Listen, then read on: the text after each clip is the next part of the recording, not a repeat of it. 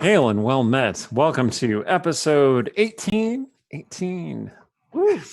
of the Westgate Irregulars, brought to you by the Dungeon Scholars. That's the fine, irascible folks around me right now. I am Eric Scott DeBee, the campaign leader and DM of this particular campaign, and these are the Dungeon Scholars. Aaron, take it away. Hi, I'm Erin M. Evans. I am the author of the Brimstone Angels saga. I am also going to tell you about our sponsor.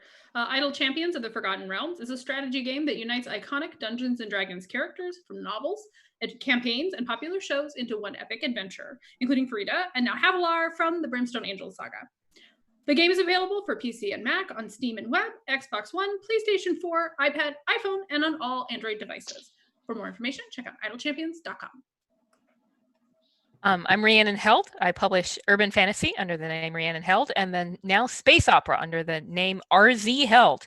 And book 2 of my space opera novella series is now available. So check that out, or check out the first one called Clean Install.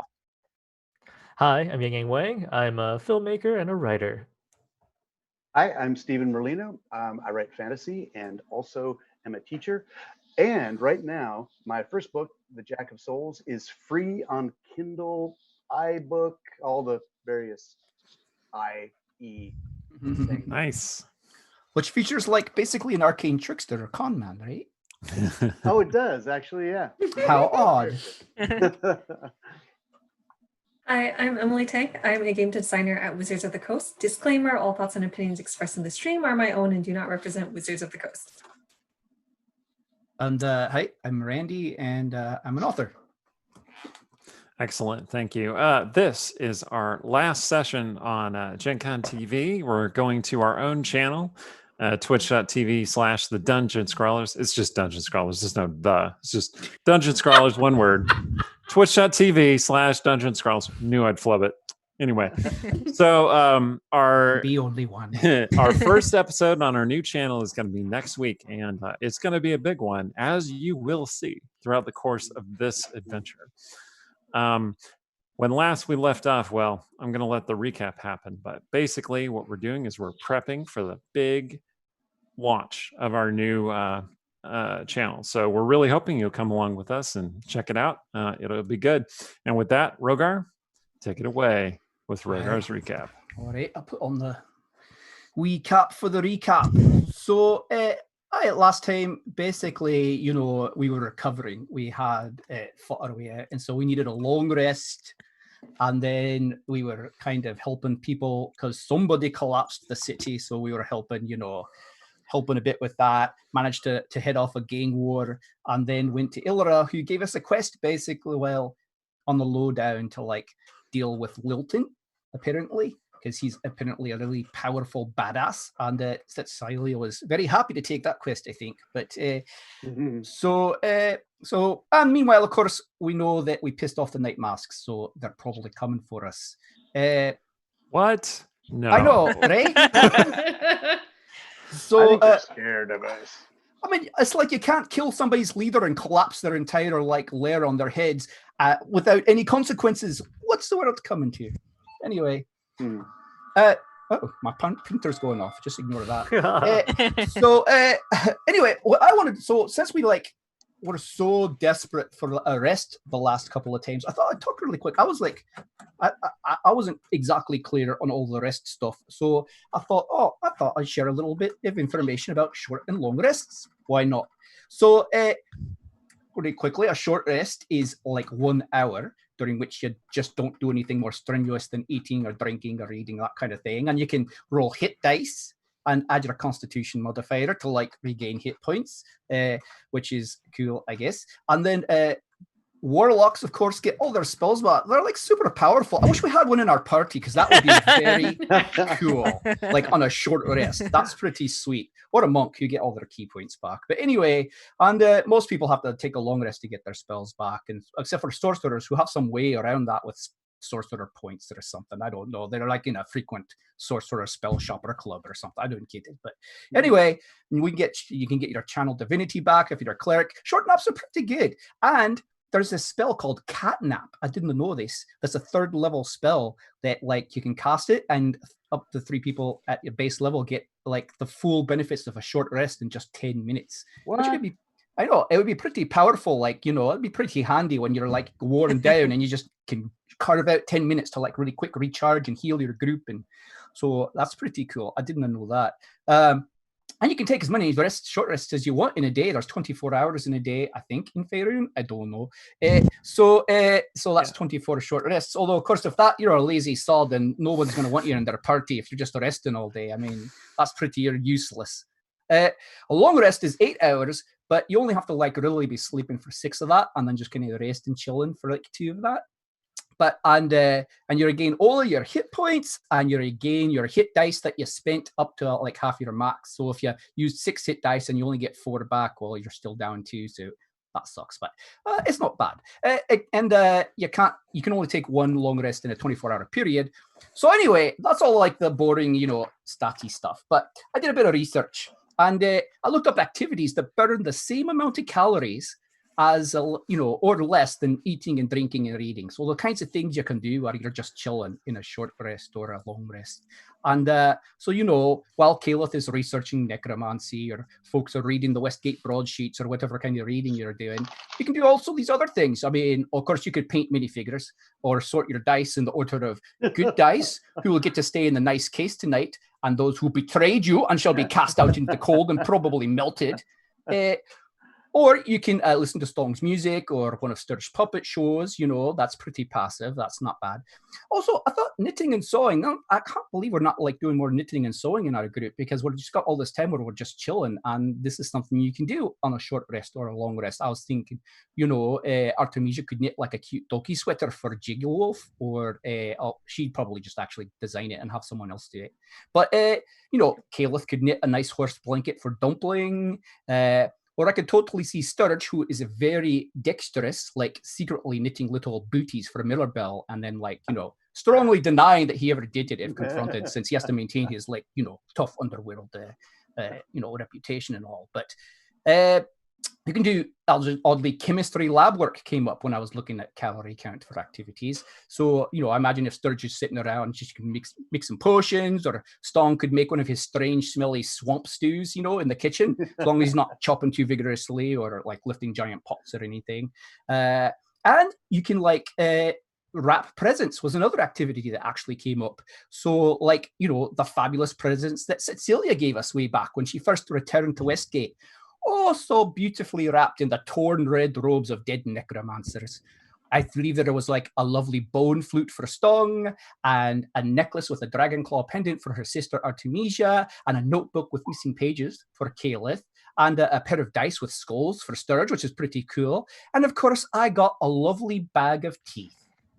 But, you know, obviously, those were very carefully and thoughtfully picked out, and not at all just scavenged off the dead bodies of her fallen enemies at last-minute bribes to create a sense of obligation and reciprocal debt in us, since she doesn't believe we could all possibly just be her friends because we like her for herself or something. No, not at all, no. So, anyway, wrapping presents, totally doable in a short or long rest. Killing red wizards and necromancers to get them, only if it's a long rest and you take less than 59 minutes to do so, because at least that's my interpretation. It says if you do any strenuous activity for at least an hour, it ruins your long rest. So I'm thinking if you do it at only 59 minutes, you're good. So, and which brings us to the last, of course, the most important, which is hanky-panky, or, you know, getting it on until the break of dawn. Now, if we're talking about just keeping it at the light activity level, such as reading and tending wounds, then, you know, kissing, hugging, and spooning without, you know, any hanky-panky, that's all perfectly fine. As is sort of more passive participation, you know, if you're just basically laying there and, you know, enjoying the fine efforts of your partner. Now, again, long rest says it is interrupted by that hour of strenuous activity, so 59 minutes of strenuous lovemaking is fine on a long rest, which is basically, you know, a decent quickie if you're Stong, or like 59 lovemaking sessions if you're Sturge.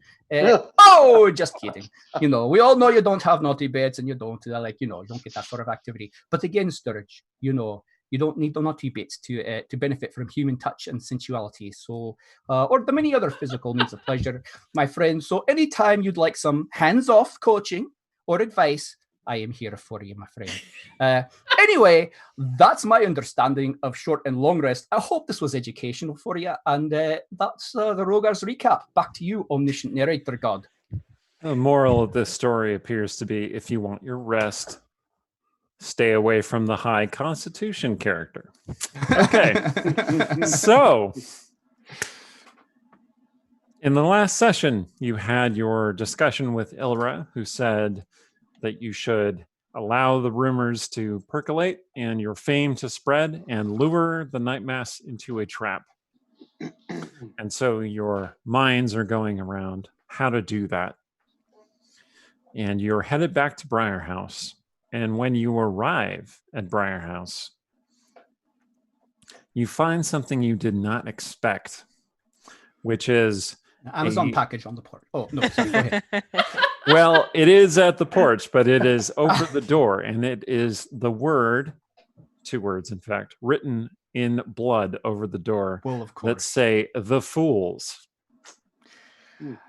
Prestidigitate that. Yeah, Seriously? right up.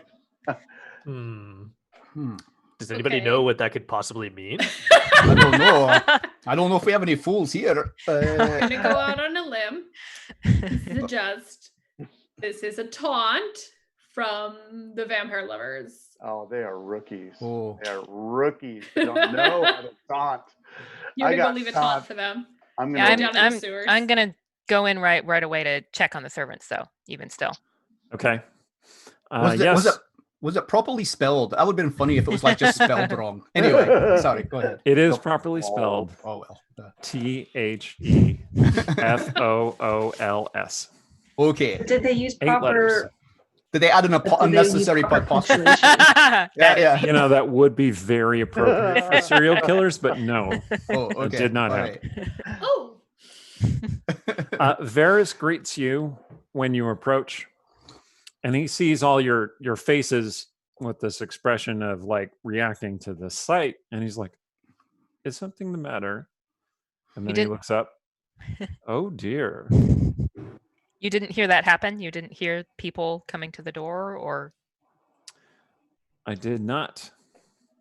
Charity comes out, and she says, "Oh, it's so good to see you." And she looks around. She's like, Stong says, "Hello, Charity." she's like, what? Oh, there, it's all right. I should have back into the house. Okay. It's just ketchup. So Realms catch up. someone said they were going to prestidigitate that off the wall. Yeah, Artemisia is. Okay, you start doing that. What does it hit? Make a perception check while you do that. Okay. Hmm. Pretty good. 18. You realize that as you get close to, wave your magic hands over the blood letters, that the blood of each letter is slightly different in color. Whoa. Oh. So, I mean, that's 5 letters? No, 5 plus 3. So 8 8. letters? 8 letters. So that might be 8 We're the different writer stream. victims. Yeah, if you want math, Stream, go to not the math stream. mathematician Not stream. the counter stream. Oh, man. But, yeah, so are there... She's Someone said gonna like. We What? we talk about story theory, not string theory. Okay, it's important. She's gonna make sure that Charity like is out of earshot, and then she's gonna be like, "Guys, I think that this blood is from different people for different letters, or, I mean, I'm assuming it's not from animals because like, so, but it's a different color. Look, gross. Is it still wet?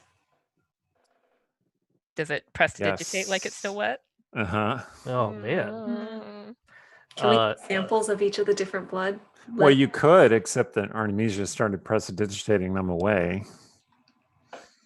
I'll say that she just got one gone before she made this connection, and you stopped her. He fools. Yeah, it says he fools now. Because it's not Talking our about problem Bo. anymore. It's just a band of a bunch of really, really dumb dudes. Anyway, Yeah. Okay. Bo the pool boy. Is this? Can your necro magic stuff figure this out? Where did these come from? I mean, I wouldn't rule out like this is 8 different rats because they wanted to make a point and they needed to do it fast. But it would be good to know. Could ask Aiden. Aiden might have an idea. Well, Could I roll a nature or investigation to try to figure out like how long it would take that sort of blood to dry? I want to try to figure out like how long ago it happened. Make a nature check. Nature. It's a 20, dirty 20. Okay. Generally within like an hour, it would be drier than this. So like wherever this blood came from, it must have been either taken within the last hour or preserved up until the last hour. Dun, dun, dun. Westgate CSI. So one of you has a passive perception of 18 or higher, right? Isn't that somebody has that? No, Not I. No? Maybe the I dwarf. think it might be Rogar. Something real I high? think though? so. I have 17. 17. Very 17 wise. is sufficient. Okay. So as they're looking into this blood thing, you hear sounds of cursing and moaning from somewhere nearby. Is it unhappy cursing and moaning or very happy cursing and moaning? It is Like, unhappy. Outside either the way house you're or going. inside the house? Like outside the house. Oh, Okay. Did they just kill all our neighbors? Oh, okay. I will. I'll say. I think I We hear know our something, and I'll say, Charity, go to your room. Does she live here? Or is she a She- servant? Well, she's a servant. She's so a She servant. has a servant's room. She got Okay. bored. I'm sorry, Charity, go to your room, lock yourself in, Room. and Relax. I'll head out to investigate the noise after alerting the others. that- I'll go. Varys reassures you that he will watch over Charity. Oh, good. Excellent. All right, so I exit the house and walk around the path to around the side of the house, I guess, towards the mysterious Okay. rose garden. Artemisia, you realize that you have not seen Bo anywhere.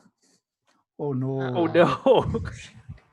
No! Well, Well, that's All Rogar. right, so Rogar, you're headed over down the street, not too far away. Okay. You see like bits of wood on the sidewalk, basically, of the street. It's very late at night, so there aren't really a lot of people around. Okay. It looks like something slammed into a nearby building and then careened into the alley. Okay, Artemisia, what are you doing? You were starting to speak. I didn't want to cut over you. She was going to go into the house to like check the kitchen and like the usual places Bo would be. You start looking around. Okay. I You have don't a find bad, him anywhere. I was afraid of that. Okay, Rogar. I have a bad feeling. So Sturge is following me, right? I noticed Sturge is following me. Okay, so So- Rogar and Sturge. Right. So I have a bad feeling. I mean, who goes into an alley like when there's trouble? So I turn to him and I give him some guidance. I say, you're probably a better scout than I am here. Let me offer Sharondlar's guidance, and so you can add a die 4 to your like ability check. Okay. And if you want to like, Thank you. So- Is it dark, this alley? Yes. Okay. Dark as the grave. Does it smell like urine? It does, in fact. Well, of course, it's an alley. It's a so- in Westgate the alley. city. It smells like urine and blood, and you hear somebody moaning from inside. That's and on money brand. because it's Westgate. Oh, just kidding. Okay. So what I mean is, am I going to be blind in this alley, or is there enough light? Do you have dark vision? No. Then you cannot see into the alley. I'm going to do a create bonfire in the mouth of the alley. Of course you are. Okay. All right. Wait, you have the torch. You have the ever-burning torch. Yeah. The broken arm. Or you can create a arm. We broke bonfire, it whatever up you to want to do. I like bonfires. All right, cool. You create a bonfire, and okay. So Can we Artemisia, see There's Can other we looking see the around the bonfire- house. Sorry, can we see the bonfire from the porch of the house? Yes, it is quite large and draws some attention. Oh, there's Sturge again. Artemisia, you're looking around, increasingly agitated, and you realize that the back door is slightly ajar. Well, she's going to go straight there and see if she can pick up a trail. She doesn't have any Okay. like skill at that, but she'll try. All right, you head out and thinking that you're just going to see Bo out in the garden, and but you see no one, and you're standing there looking around. Okay, back in the alley, Rogar and Sturge, you see that a cart or a carriage has crashed, and it seems to have hit somebody and crushed them up against the wall. And this person is moving slightly, as in they're still alive, but like the most of their legs are crushed by this carriage. I rush over to like keeping an eye out for danger. I rush over to like offer healing. Okay. I'm gonna see if now. Are you saying that the wheels are on the legs? No, the okay. Carriage like hit the person. Like Carriage the body is not so of the much cart. a carriage anymore. Okay. Right. It's mostly just a wreck. And there's horses standing there? There are 2 very dead horses. Their heads have been chopped off, in fact. What? Oh, I mean, two of the letters. I can believe it was an accident until then. And the Awesome. person that It's a good is way to crushed get against the carriage wall crash. is wearing some kind of like plant. You realize that it's a crown made of brambles. Uh-oh. This is a scary Alright. episode so far. Okay. Yeah. Is that Okay, and when you go up to heal this person, you recognize her, and it is in fact Nala. No, Oh, no. no. Well, Right. stop. And at that same moment, Oh. Artemisia, something drips on your forehead, oh my gosh. and you look up and see the staring eyes of Bo hanging over you. Oh, okay. Yes. Just his eyes? No. Oh God. Oh my god. Ah. The whole body, but the glassy dead eyes of Bo staring down at you. And on that note, I will unveil the name of the episode, which is Death Flags. Flags. Great. Well, So- I mean, Okey-doke. they're already That's dead. the right so- music for it, Randy. Oh my god. Right. Oh my Great. god. We can skip forward. Yeah, you didn't know it was going to be a horror episode, did you? All right, we can skip forward a little bit to the morning. The Okay. killer Like is all still these in the effing Briar vampires?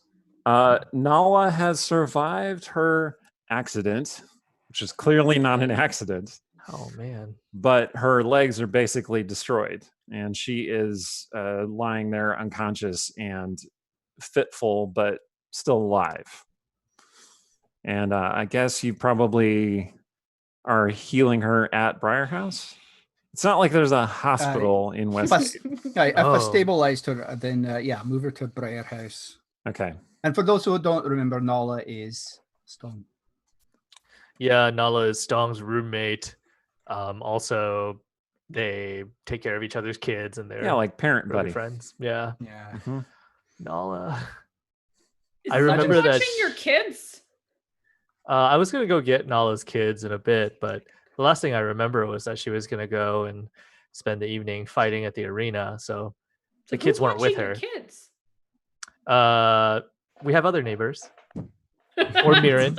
It's a house full of babysitters. It I takes love a that village. idea. Yeah, I yeah. love that idea. Yeah, we all help each other out when we're poor. Okay, I'll drop my kids off at your house later.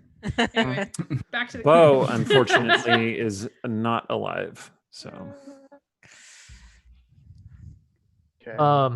So I think the first thing Stong would do is actually just go and fetch the kids. So he's probably away. okay. So Stong's not there that morning. He's finding the kids and taking care of them. I mean, they're still basically at your tall house. So like and it's probably better not to show them Oh to yeah, I'm their definitely not bringing them injured to the Briar mother House. just at the moment. Yeah, definitely not. All right. Are we burying? Lady Kiko's fine? I can check on Lady Kiko for you if you I'm message going me. with you. I'm Okay. going with Me. you. Apparently, we all need to check on our loved ones. Thank God I don't have any. Wait, where's Jake? Wait. Oh. Where's Dumpling? All right. You No! check on. Look, I'm not Oh, going to kill the horse. I'm not going to kill the dog. You can look. 2 horses. What's a third horse to you? Isn't it weird? Like, oh no, you killed all these people. Don't kill the horse. It's true. It's Okay. innocent. Yeah. You immediately check on the people that you really care about, and they seem to be fine. So Jigs is fine. He was just inside the house. We left him here. No, I think what would make the most sense is if Jigs had accompanied Artemisia out onto the porch and then was kind of like growling upward. That is accurate. And she's gonna like be clutching him very hard. Yeah. Okay. So that morning, you're clutching Jigs quite hard for comfort. Okay. So He's good at providing comfort. we have some plans to make. Mm-hmm. On the one hand, I don't think we should add Bo to the collection under the rose bushes. No. Proper Do we cemetery. know who to contact? Does he have family? Varys will. We have a collection. only I know we thing- have Sturge's brother under the rose bushes. Do we have someone else, or is that just? No, but I mean, if Oh, we okay. added Bo, it would be a collection. Oh, gotcha. The only thing Nala said Plan on during putting some her vampire kind of heads under there. Sorry. Nala was kind of feverish and raving throughout the night, and she kept talking about the twilight and nightfall Oh. and the black lips. Oh god! Sounds Not like that that ball kiss of bag death again. killer guy. Yeah, in fact, when you did get Bo down from the hanging over the porch, he did have the kiss of death black lips on his forehead. Okay, so plan number 2: how do we make this guy into rose fertilizer? Which guy? The Twilight Knight, Sturge. I thought you were talking about Bo. This is Oh confusing. my god! I feel bad. No, I thought no. that It's really problem was- easy. Bo You is just bury easy. Bo The under Twilight the Knight would be roses. hard. But Bo is probably like laid out like in the basement or something, and Mhm. Artemisia is going to let Varys know to like contact his family, and then we'll like arrange for them to like get the money to bury him in the cemetery if they need it. Oh, no! Roomba is No. kept far, far away. We're keeping Yeah. Roomba far, far We away. just put a bowl on top of Roomba. Yeah. Keep him. Because you do not need to leave a gelatinous cube and a body in the same place if you don't want to come back to have only one of those things, I think. Yeah, basically. Okay. Okay. Sturge has been thinking quite a bit about this since Illyra's warning about the Twilight Knight. This fellow is a weasel. He sneaks around and attacks innocents. He is a scum. He's going to keep sneaking around, but we can force him into the open in a very, I think, enjoyable way. I've already started to write a limerick about him. What? We hold a concert. That's step No. one. And a dance We battle. flood- This is what we do. We flood the city with playbills, with announcements of the Aye. Twilight Knight facing the Westgate Irregulars in the arena 4 days from now. And we put all kinds of taunts on there that indicate he's probably too cowardly to show.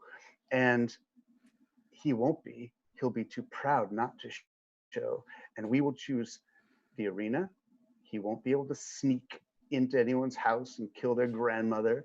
He's going to have to face us. And in the meantime, every balladeer in town will be given 100 gold to create a mocking ballad about him. Every child will be singing about the Twilight Knight and how this fellow is a sneaking weasel and how the Westgate Irregulars are going to pants him in front of the entire city. So you're suggesting that we ask people to like to put themselves in danger by singing, the Twilight Knight sucks. Come and kill me. Come and kill me. Nee, nee, nee, nee, nee. Everyone, if everyone's doing it, they can't Is it kill volume? everyone. Well, Right. how are we going to pay everyone? Only a 100 small gold? Yeah, percentage of we everything. don't have that kind of Fine, money. fine. I will do it. I will sing on every street corner. Okay, that works. So you're gonna go talk to your contacts and see who you can get to do this, huh? Yes. All right. So Sturge announces this plan, and everyone says, "Here are some reasonable concerns we have, particularly logistical concerns." And he says, "I shall do it." And then he strides out the door. No, wait. I'm not going to do it without their permission. I'm going to say, what do you think? We could do that. We could I we can- could try and lure. You're a thief. Could you like set up a fake like thieving job that he might be tempted to like? I don't think he steals things. I think He's he a just weasel. murders people. He's a He's a murderous weasel. people. Which is here's my question. How do you know that he's going to be proud enough to wait 4 days to fight us in the arena and not just Aye. go, oh, are you talking smack about me? Let me show up and put more blood on your house that came out of your All right, then we'll do it tomorrow. Tomorrow. We announce it tomorrow. Sunday, Then we just live in the Sunday. arena until then? What's that? Then we just live in the arena. Is he a vampire? Do we know that? Yeah, he's a I vampire. think so. Okay. Not really sure. He's got to be. Well, I High mean, noon. You're High very noon. We'll confident. face you. Artemisia is definitely going to go. We need to ward Briarhouse. So she's going to go talk to with that. Mirren and see like what she can get and from whom and how much it will cost. And for that, all the money that she has available that she can to keep anybody in Briarhouse safe. And maybe the tall house too, so that the kids don't have to leave their home. We can take Nala to them, and then she can be safe there. So Stog basically wants to take everybody over to Mirren's, but I think at the same time, Stog is not there. He's still with the kids. So he's going to like do a sending to Cecilia and be like, hey, Cecilia, tell me when Nala wakes up. Thank you. Now I can also bring you a sandwich when back. And who did you send that to? To me, Cecilia. Did To you Cecilia, want to okay. mention going to Mirren's, or was that just a non sequitur? That was a non sequitur. Great. I could use a sandwich. I Okay. can't. I'm so tired. I can't count. So I let- say grade a sandwich.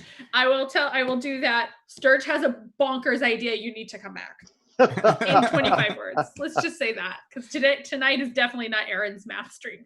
All right. So let me get this straight. Stong is taking care of the kids, and he's going to start coming back to Briarhouse. Sturge has this plan, and he's going to go talk to his contacts about setting some of this into motion, right? Yes? Yep. Okay. It's going to go straight to a printer. I'm gonna drop the Artemisia kids- is currently getting dressed to go see Mirren. I'm going to drop the kids off at Mirren first. Okay. So maybe I'll meet Artemisia there. Well, Mirren's tower is pretty safe.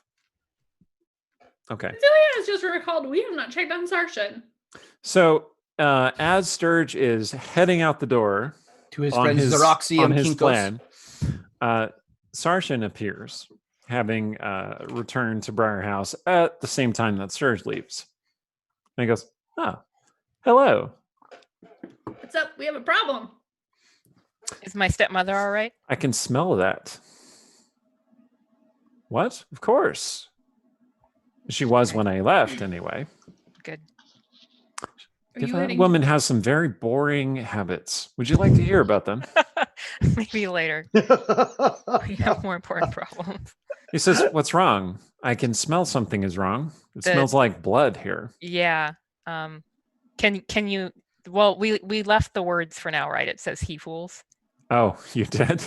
Yeah. He says, Well- "Oh, that must be where the smell is coming from." Well, I mean, unless because Artemisia wants to clean it off, but I was just thinking like if he could smell like Oh yeah. who the blood came from. Mhm. Oh, Yeah. good So call. Sergeant gets immediately very serious. He didn't notice the bloody words before, but once you pointed them out, he did. And he goes, "Oh, yes, of course. How can I be of assistance?" These are of different colors. Can you smell like what kind of people they came from, or? Yes. He leans up and presses his face to the wall, basically, to sniff. And he says, it's very dry. It's hard to hold on." And then he runs into the house and he runs upstairs and he says, "The killer is in here." Poof. And that's where Nala is. And he goes, "Oh, one of the victims right there." Yep. Aye. Hello, The other is in the basement.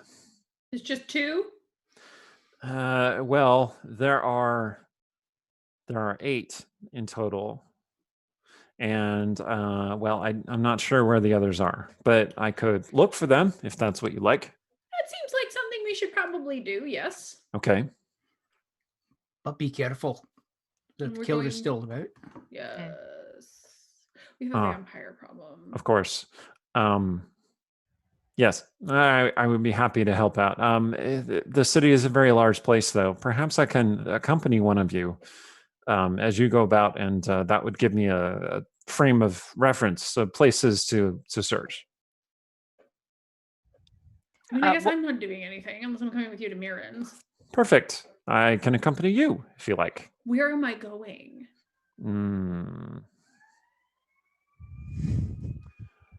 Well, we can pick a direction, and then if my nose picks up one of the scents, we'll follow the scent. Okay. Apparently, I'm following Sarshan's nose around Westgate. Everybody else have a plan? Well, I was going to suggest, like, if you could split it up, and Jigs could maybe do the same thing if with like maybe Artemisia or someone, but I wasn't sure if I wanted to mention that in front of Sarshan or not. Sarshan said, No, well, it's cool. Be cool. Okay. That's fine. Yeah. Sarshan agrees if you bring that up in front of him. And he says, yes, one of you should definitely take the hound, and he can do the same thing. Divide up the work. He's probably even better at it than me.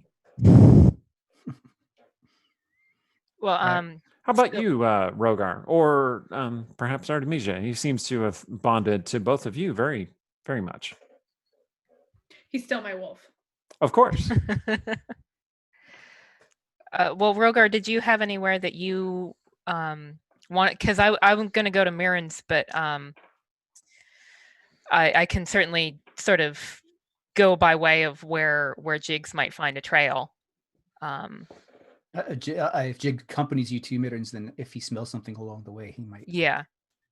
I think Caliph had mentioned going to the university. I can't remember why, but I was thinking it might be good to go, not just for that reason, but also. Oh, Aiden. Aiden. So you're going to go with Caliph? Aye, just to see if there's anything. He was present when we last faced the Twilight Knight, and he's into necromancy, so I'd be interested to see if he has any insights, perhaps. Good idea. And I thought that the Twilight Knight used House of Almos as to manipulate everybody, and he's a member of House of Almos apparently. So many reasons I'd be very interested in speaking to Aiden at this particular. I feel like that was just like a coincidence. I'm sure it was a coincidence. Party. But he might know something. I'm sure it was a coincidence. Sure. Well, Caliph, take samples or whatever of the letters if you can, like scrape them off, and then once Jigs gets the smell he needs, she's going to clean them properly, so it's not just like there for anybody to see. Okay. Well, some people have seen people walking by and such. And when the first broadsheets come out, some of them are talking about bizarre threats in the old city, and there's a story about words being written on a private residence. One of the broadsheets is reporting that it did belong to Artemisia Terrorone, the leader of the Westgate Irregulars. Leader. That's what the broadsheet says. She'll take it. That's the Daily Dagger that's saying that. Oh, the Daily Dagger, of course. Right. So I was wondering if you could prestidigitate, like, just carefully change the F to like a C, so it just says the Cools. And then, like, yes, there is some debate among the broadsheets and people walking by about what "he fools" means. Some of them interpret it to be the realm's equivalent of some kind of feminist statement, which is a really problematic take. Anyway, so on the way as we're passing by other houses, can we like stealthily put words up on their door just to disguise which house is the actual one that was targeted? Like you want to write something in blood on someone else's house? Okay, stop her. I'm not saying don't do it, but I am saying this. Just like a couple seems like a good disguise for our house? Like, you know, yeah, a paint. Red paint, maybe. Okay. Let's do this. All right. So that you have split the party into, let's see, 1, 2, 3, 4, 5 pieces. Happy.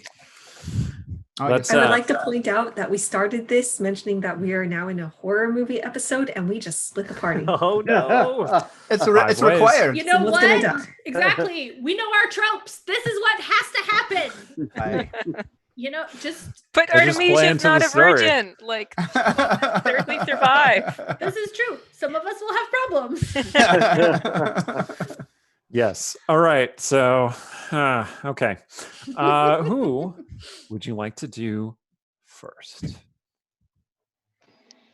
Should we do Sturge first? Let's do Sturge Let's do first. So Sturge. Let's do Sturge headed, first. Sturge headed to see his contact down at the docks. Well, up at the docks. The docks is actually in the northern part of the city. Well, he's actually got the first thing he wants to do is go to a printer. A printer. A printer. Like a printing press. Okay. Yes. And he needs to get a rush job. Okay. Printing presses in the realms are all run by halflings. Mhm. So the halfling wait staff is like, oh, yes, of course. Rush job. Absolutely. Oh, okay, good. And It's going to be very expensive. I want you to know that. I don't want you to think that we're not dealing with you fairly. if I return in an hour, can we have it by? How long would it take you? Depends. How big are we talking? How many words? How many letters?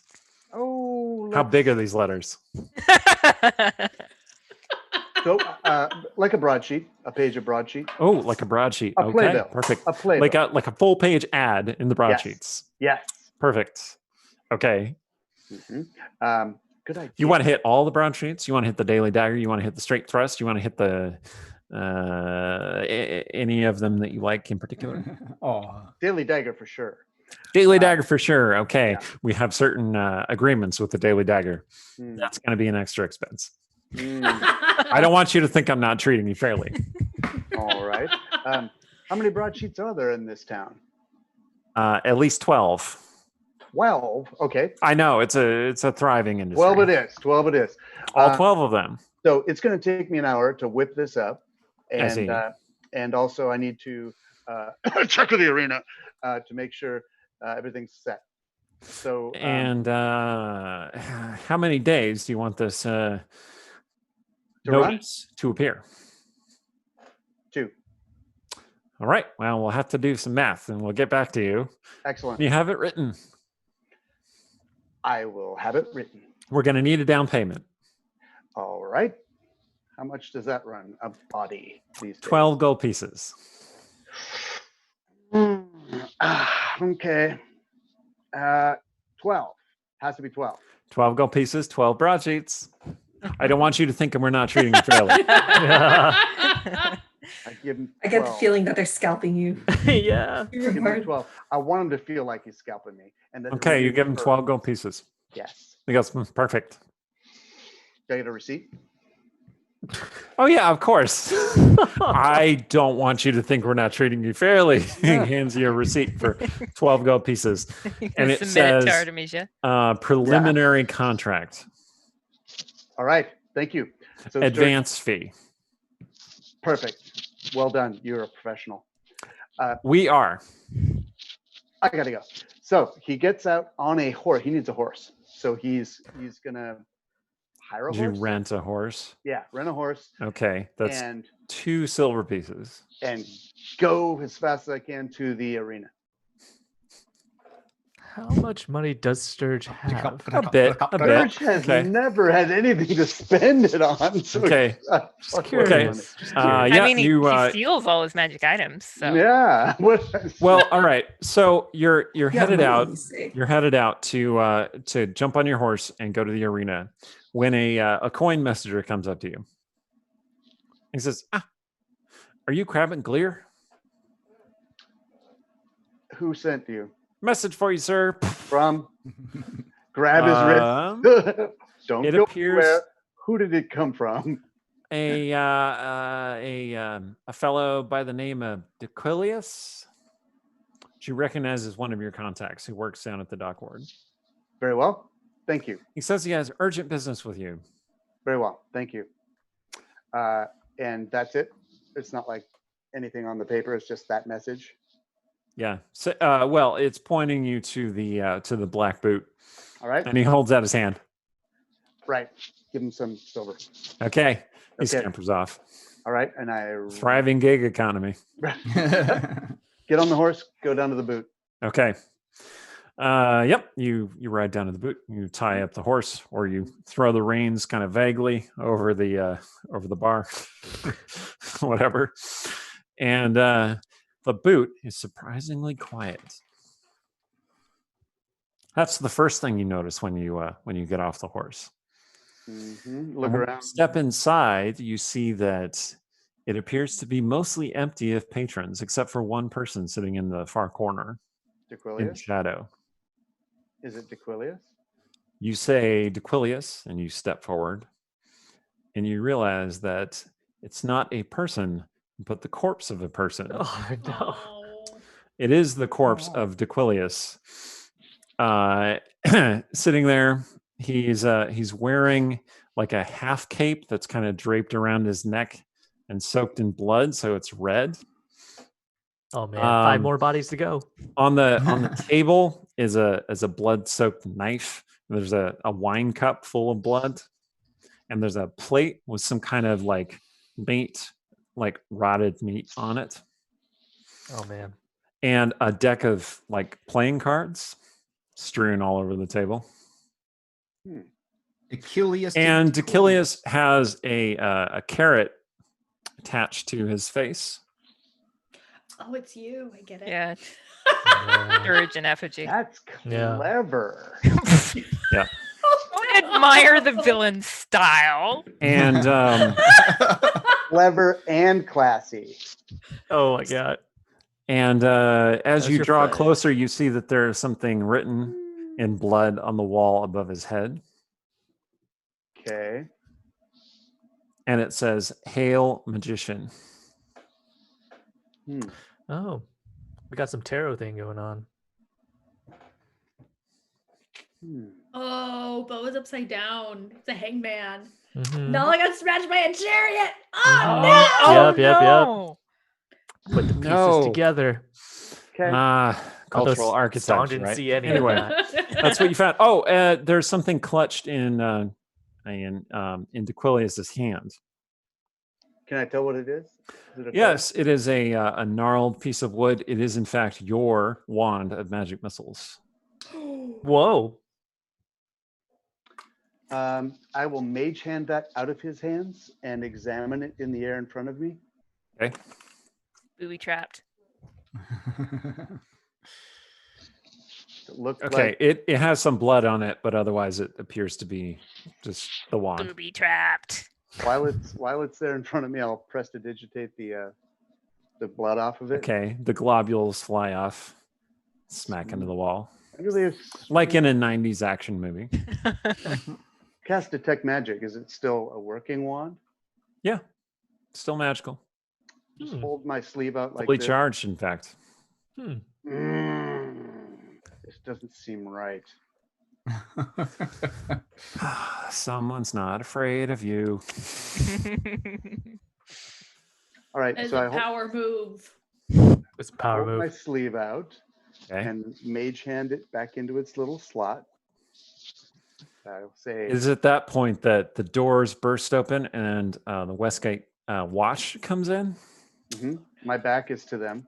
Yeah, you And- standing over this dead body. and Oh all. no. All All right, let's with- cut wait, to one of the wait, other wait, wait. irregulars. with my back, with Oh, my back to them, man. with my back to them, I disguise myself into the Twilight Knight. Whoa. Oh. Okay. They immediately attack you. All Oh, right. man. So we'll cut to one of the other irregulars here. So who wants to go next? That guy's a rookie. He's a rookie. Is there an order around the screen? I don't know. Maybe- Let's go with Caliph next. Yeah, Makes sense. we're to me. top row. Sure. Okay. I can't see the screen, so Yeah. go with Caliph next. So Caliph and I believe Rogar are both going to the university. Aye. Okay. As we're moving along through the city, I'm gonna say I'm glad to have this moment with you there, Caliph. I've been meaning to say, I've noticed you kind of been avoiding this, but I'm an orphan, and I'm sort of avoiding those who raised me, and not in great standing with them right now, and so I'm kind of alone, in the city, seeking something that maybe is not very approved of by them, and I don't know. I feel like maybe you also seem to be in this city alone, sort of seeking something. And so I just wanted to say that I am here to help you if you ever need it. And I am a bit worried about the effects your quest seems to be having on you, with this the necromancy. Well, this interest you have in necromancy, I guess, not necessarily a quest, but this very strong focus that you have on necromancy, it seems to be getting stronger and seems to be having quite an effect on you. And I'm not trying to not saying anything bad. It's just when you're ready, I'd love to hear what's driving this interest in necromancy, and I mean, what do you hope to do with that power? Do you want a lift? We're at the Staples. Dumpling looks fine, right? Okay, I understand. But if Would this you like a lift? Dumpling can carry both of us. That's Okay, true. all right. You're near the stables, and you see that there is a large crowd of people down in a nearby crossing of two roads, gathered around something. You said the horses die. Well, actually, it's actually the market. Sorry, the market has a bunch of people, so you're used to seeing a lot of people at the market, but they all seem to be gathered around something in the market, which is near where the stables are. Dumpling is there. Dumpling is looks up at you, happy that you're there. Sees Rogar, was like, I guess that's okay. Dumpling is a horse raised by elves. Dumpling doesn't really like dwarves very much because, obviously the elves trained their horses not to like dwarves too. It's like such snobs sometimes. Yeah. So, Rogar, your attention is drawn to this crowd. You're not really sure why. They're kind of chattering and talking animatedly, and several of them are like, oh no. Okay, make out of my way over there curiously. Okay. All right. You kind of push your way through the crowd using your lower center of gravity. Aye. And you find in the middle of the market a corpse. Oh, what a surprise. A kind of a 4 foot tall, very broad person dressed in the colors of Sharinlar, in fact. No, what? Yes, a dwarf, you're pretty sure. With a golden skull cap pressed very tightly on his head. Okay. And he's holding a long stick, like the haft of a hammer, through which is thrust a crude heart-shaped rock. All right. And he's wearing a belt that has 2 interlocked brass keys on it. And you think he looks vaguely familiar. In fact, you're pretty sure he's the dwarf who came up to you, Wrath, who misunderstood your sermon, but was inspired by your faith and ardor. All right. He's now very, very dead. That was the doppel. Yeah, that was the doppel. Oh, maybe you Rogar hadn't recognized this person at all. But audience, dang yo! All right. You're not playing. Right. He has the black lips on his forehead as well, and blood oozing from under the skull cap. Oh, that's no good. He is clearly dead. Aye. Mhm. So there's not a lot I can do here. I mean, That's supposed to be you, man. clearly it's supposed to be me, and so I'm like looking around, and I slowly step back into the crowd. Okay. Homer Simpson back into the crowd. All right. Wow. As you're retreating from the scene, Uh-huh. someone experimentally like lifts the skull cap, and Uh-huh. it's Oh, just no. blood underneath. There's no hair or Oh, scalp or no. anything there. Yeah. All right. It's just that little glimpse of horror. Right, And you get back okay. to where Caliph is walking out, Dumpling, from the stables, fully saddled and ready to go. Oh, someone killed someone and made him look like me. This is not good. I think we need to I don't think settle. we should. I don't think we should be here. I agree. We should let's get to the university as quickly as possible and rejoin the others. I think we need to settle this as quickly as possible before more innocents die. That's the best thing that we can do. The faster we solve this, take care of the Twilight Knight, the fewer people will die. Okay, so you head to the university. All right. Yeah. Yeah, I just learned last time when I tried to like deal with a crowd and I got thrown in prison for an entire episode. Stay away from people. Well, it's going to be ask around. Sturge's turn to go to prison now.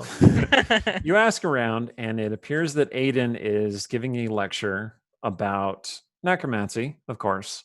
But it's almost over. It's just a few minutes. If you want to listen to the end of it, that's fine. Sure. They recognize Caliph as Aiden's friend. Uh-oh. Where'd It looks like we lost Sturge. Did our display get all messed up there? Yes, it did. All right, Sorry about that, viewers. everyone. We're having slight technical difficulties, so we're going to take our break right now. Yeah. And resolve all Fix this. Yeah. So, mods, feel free to run that interview +1 poll. Emily is not a valid choice because she was the interview +1 last week, and otherwise it could be anybody, including Steven, who probably fell asleep, but we're gonna see. So, I hope everything is well. We'll see you back in a few minutes. Interesting. Marcus, do your thing. Okay. Hail and well met. Sorry about those technical issues. Yeah. Talos threw a lightning bolt at Steven's house, and fortunately, he made his dex save, and he is back. But he does not have evasion, unlike his character, so he did take some damage. Anyway, Steven Merlino, our interview +1 for today. Thank you. We got some good questions. I'm glad you're back with us, Steven. Yeah, me too. So why don't you tell me a little bit about how Sturge is feeling right now, where he expects us all to go? Oh, he thinks this guy is a rookie. This guy thinks he's clever. He just needs to wait just one day. What comes out in the broadsheets and on the stage, on the street corners, the ballads that the children will be singing without an understanding. He's gonna. So you are concocting a marvelous flamboyant revenge, are you? Mm-hmm. Well, it's basically he's going to throw down a challenge that this creep can't refuse. Excellent. And so, he's good at satire. He's going to come up with some satirical jibes. All right, let's get to some questions. So the first question is from Autarchus69. Okay. It seems like that's got to be one of your students or somebody like that. Anyway, when did you start gaming?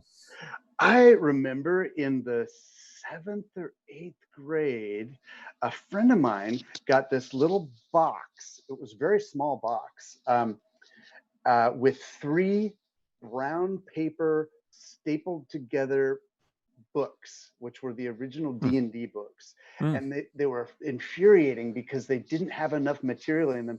And we kept searching and searching for rules that just didn't exist yet. But still, it was enough to play the game. And I never stopped from that day. That was my favorite thing. Alrighty. Yeah. Speaking of your long history of gaming, what is your favorite gaming memory? I mean, other than this game, you don't have to say this game. It's fine. We know where your favorite. Well, okay. I remember. I mean, other than just hanging out with your best friends, right? Late at night, playing on the ping pong table in the unfinished basement, that kind of stuff. Other than that, I remember one time I had a character who I played a barbarian, and he found a magic item that kept him spotlessly clean at all times. And he traveled with a paladin. And so you had this filthy, travel-stained paladin and this spotless barbarian, going through the streets together. And there was a time when we fought a lich, and man, it was epic. The lich made the paladin's eyeball explode. We were playing at that time. We were playing Rollmaster, which is like D&D if you wish there were more rules. And it's so funny because in this particular game, you could, when you roll your dice for damage, and it actually tells you exactly where on the body your blade hit and everything. And so I slew this lich, not with a dramatic beheading or sword through the heart. I cut off his leg. But still, so it was a little bit anticlimactic, but we won, and it was a really scary fight. And I guess that's probably the best. Nice. All right. Okay. On the flip side, have you ever been embarrassed to be a gamer? Oh, yes. Oh, I was in the closet for years and years. I'm not in the closet anymore, as you might have noticed. I had friends who I play with now who used to go in the library at high school and play during lunch.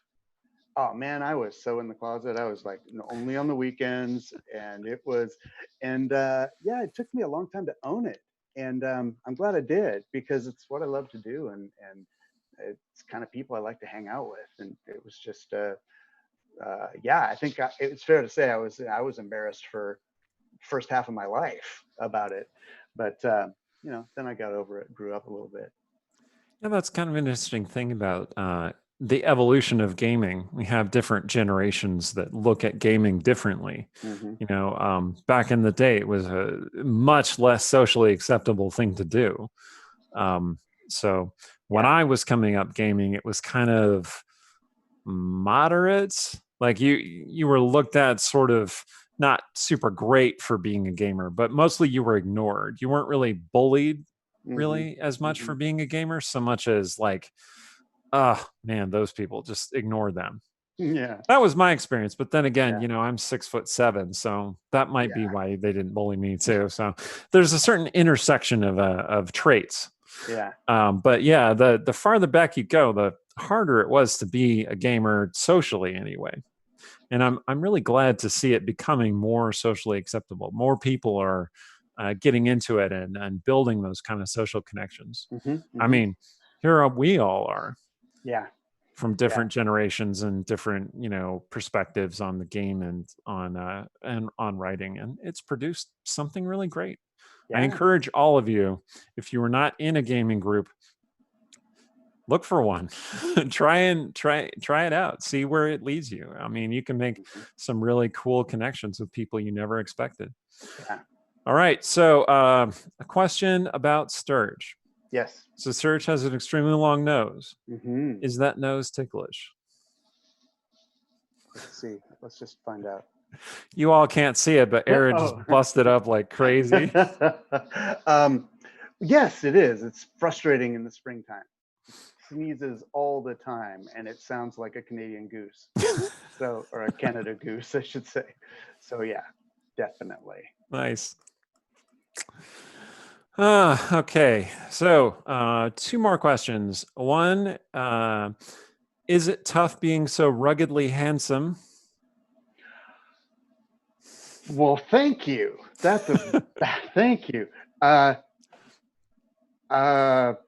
Thank you to Steven/Sturge stands in the audience. I appreciate it. Yeah.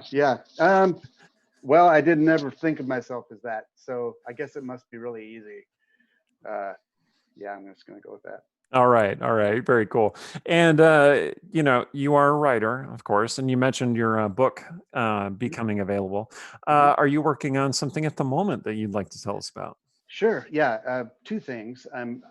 Book 3, which I took a break from for a while to write a D&D campaign for the Dungeon Masters Guild, which I'm really excited about. It's been a lot of fun. So both of those things. I'd love to have that D&D thing done by the end of summer. Anyway, but it's just like everything else that I write. I don't write short form. Everything gets long. So this campaign is going to be, it's pretty 90 pages, like 60,000 words. And that's pretty cool. It's going to it's going to be another one. There'll be just one F-bomb. Yeah, okay. That's it for the rest of the night. Seems like I'm always the one using it up. Sorry, everyone else. Hey, I did one time. That's fine. Did you? Okay. Yeah. Okay. Well, cool. Maybe, we can convince you to play test that with us as a group using Roll20, because I know you've been itching to use Roll20. We are exploring that for the game going forward. We might be doing it as early as next week. I guess we'll see. So, Roll20. Yeah, okay. Yeah, I think that'd be fun.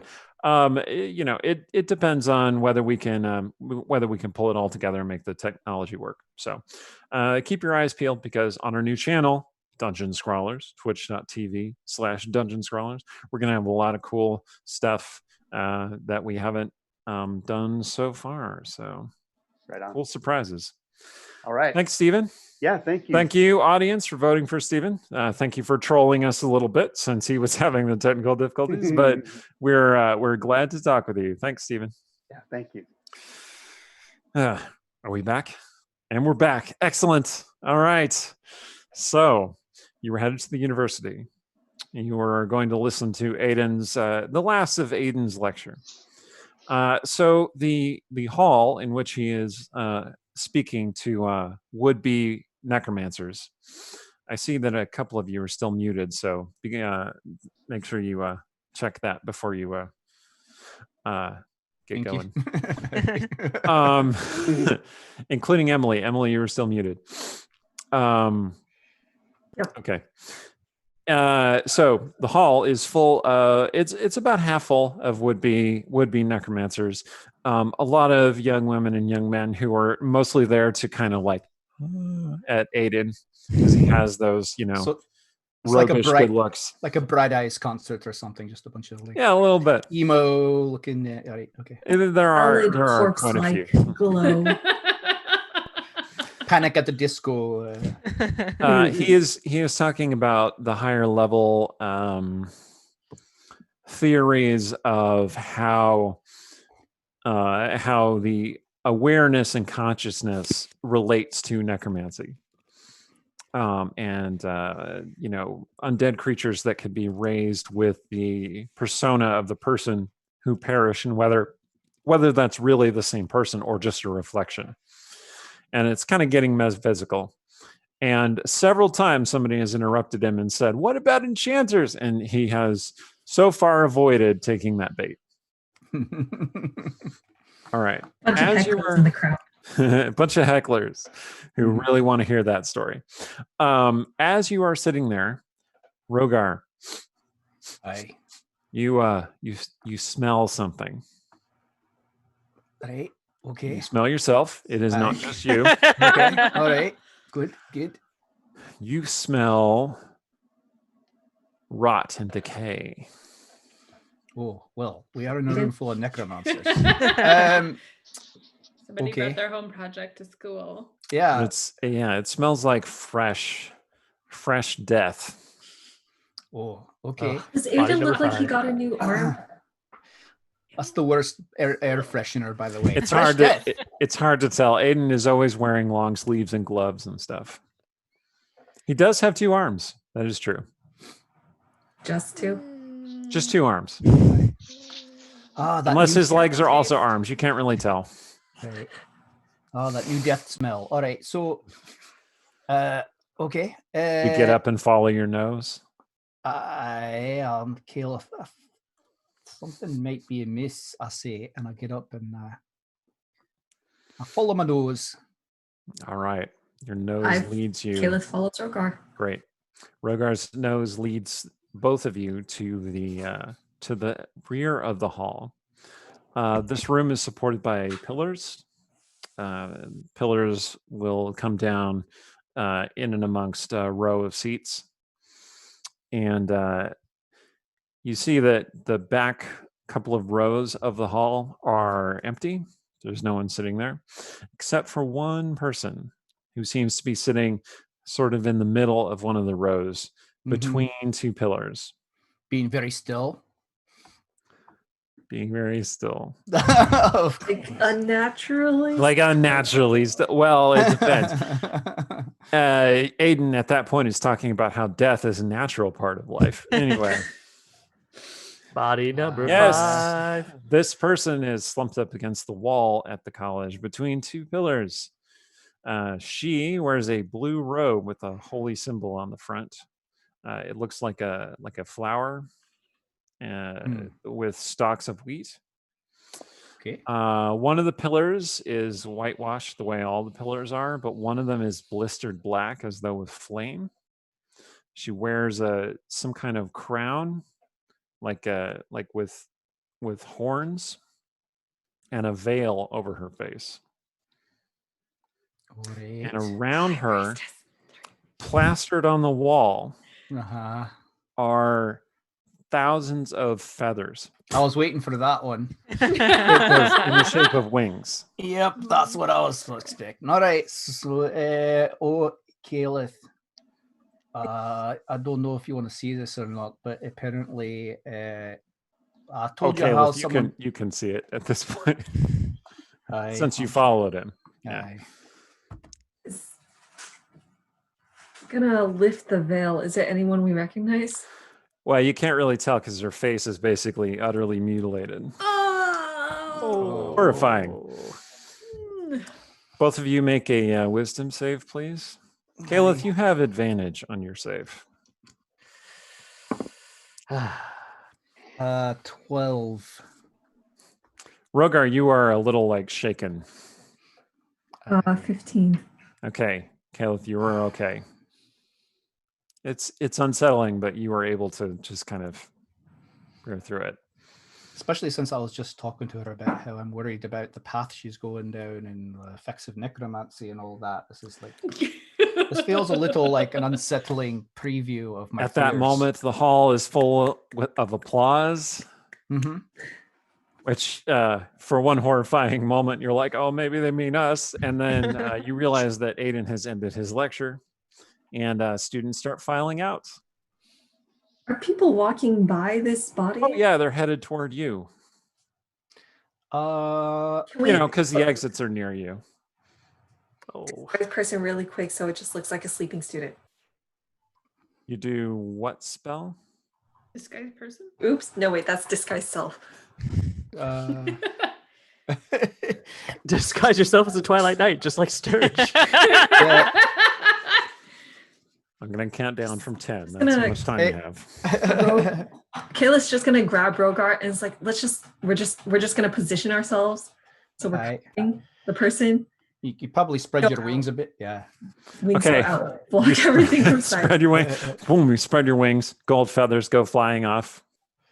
Aye. Just a few, not all of them or anything. I'll stand there and go, have you heard about Sharinlar and the truth of life and how necromancy is a very, very bad idea? You probably shouldn't be doing it. I'm just Make a saying. performance check, Rogar. And, Kayla's gonna punch him in the shoulder. Just like No. because that's all she can do. Take 1 damage, Rogar. okay, a performance. I got 5 plus something. So 5. The students 9 don't. strength still does The 1 students damage. don't even look at you. They just 7. filter I got past 7. and they're like, Right. "Oh, this is again." All right. Well, I'm just trying to. That's the whole point. I was trying to make him not want to. Then Aiden comes walking up to you. Aye. Oh, hello. Hi, Caliph. Hello, Aiden. Rogar. Hello, Aiden. How are you, lad? Is the hall empty at this point? Mostly, yeah. People are filtering out. Aiden says goodbye to a few people, and then he's the last one there. All right. Once Meta. it's just And he says, Aiden, "Oh, yeah, I can see the damage." He's looking at your wings. once it's just Aiden and us, gonna drop the wings, step aside. Oh, Yeah. he walks past you Sorry, as my though he's purpose. completely forgotten both of you were there.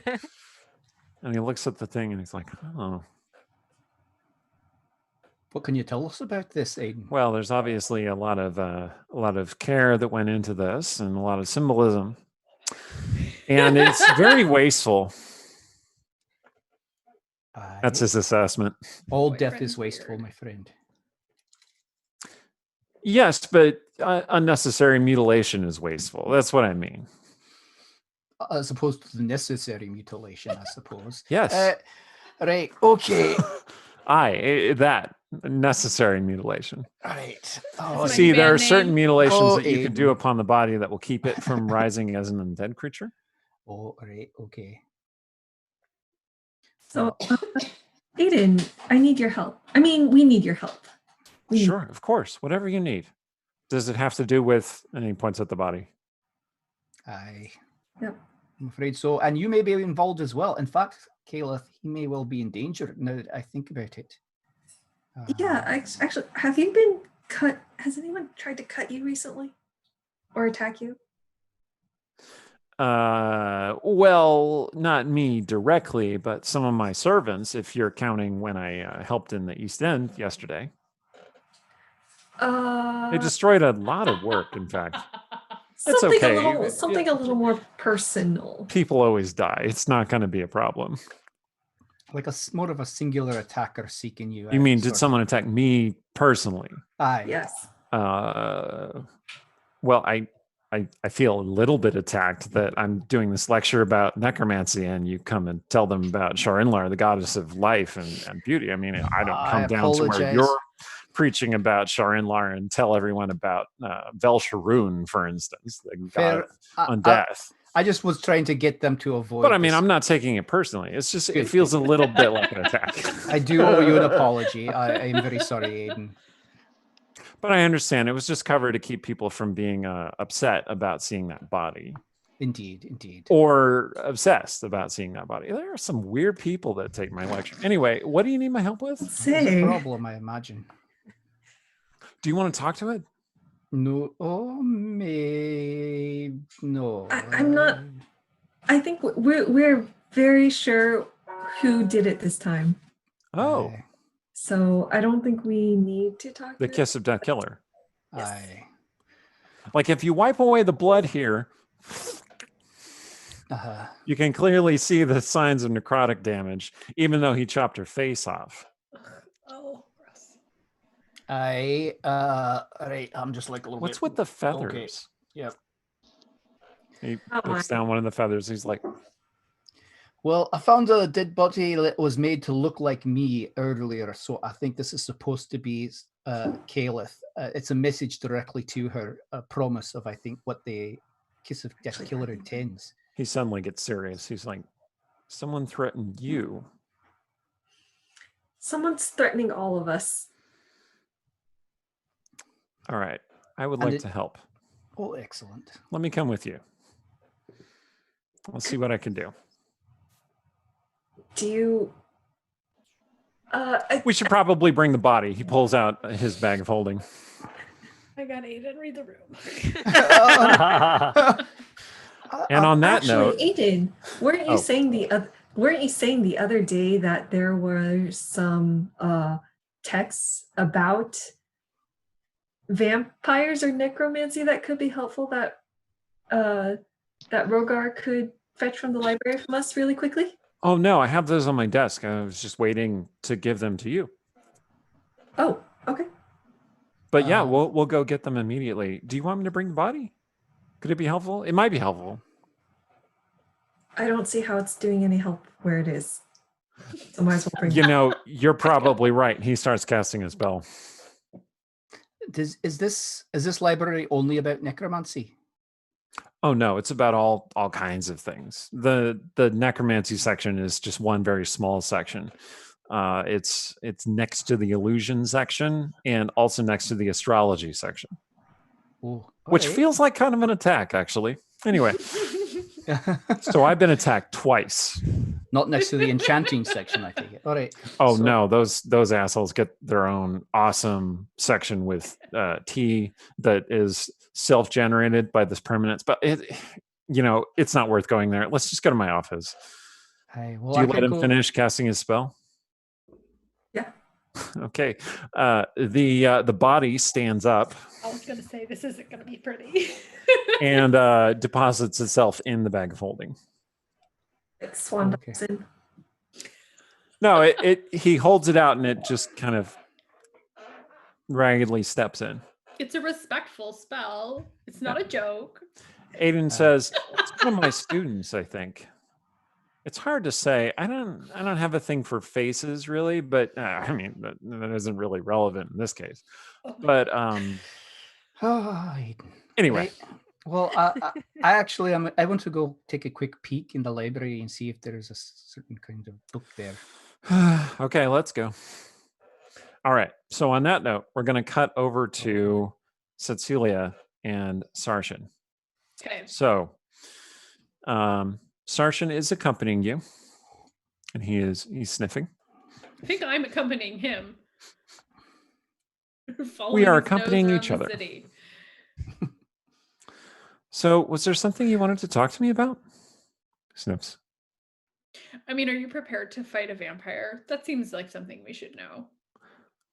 What kind of vampire?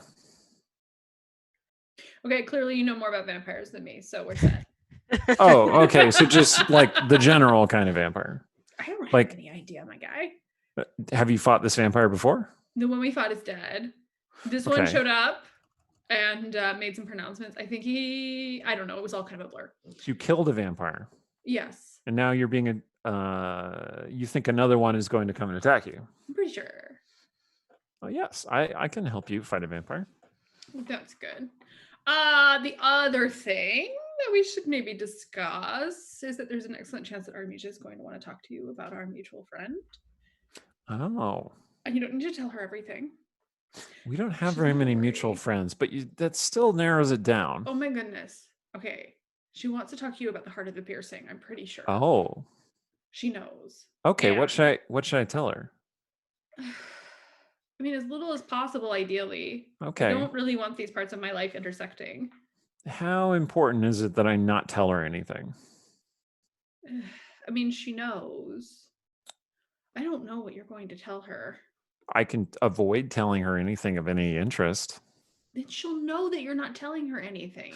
Not necessarily. I think I could distract her.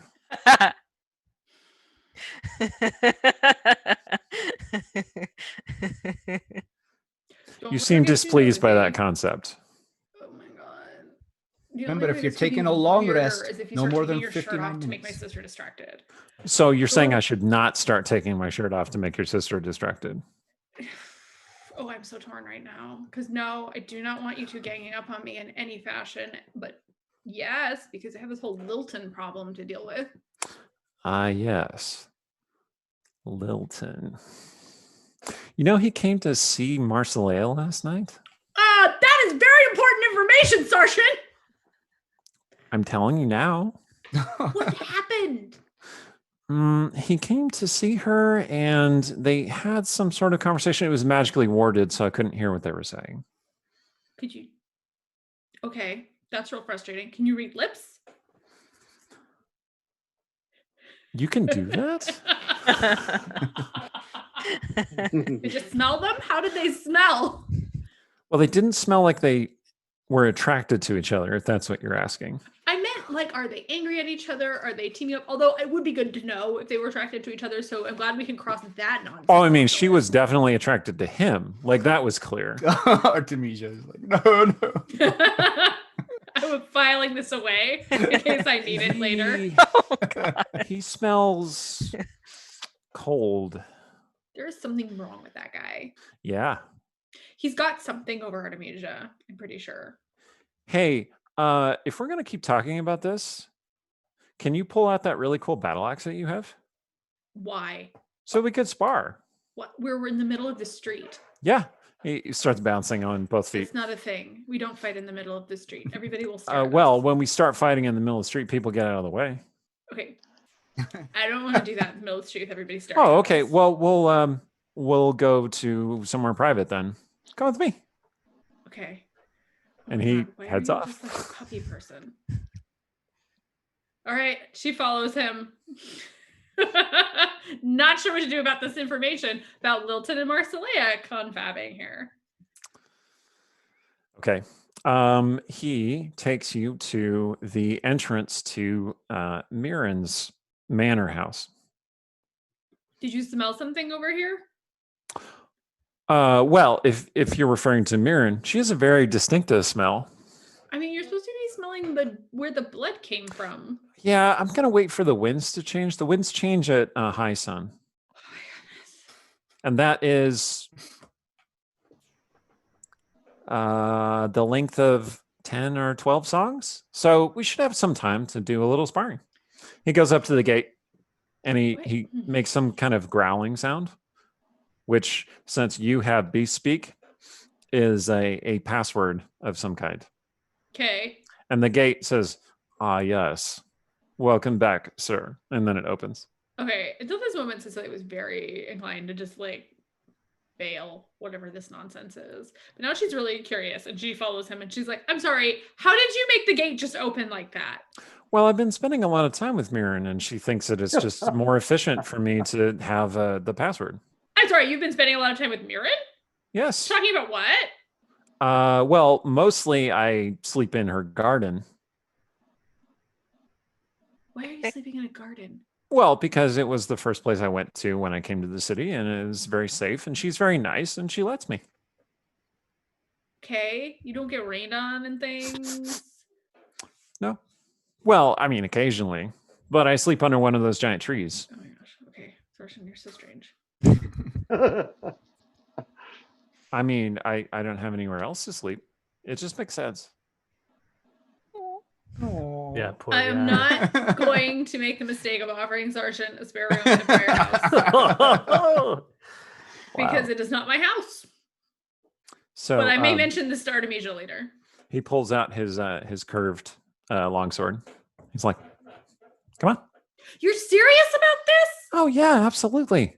Can you not focus unless you're doing this or something? You know, I do have issues with attention, and so it does help to be doing something while I'm talking. Ugh.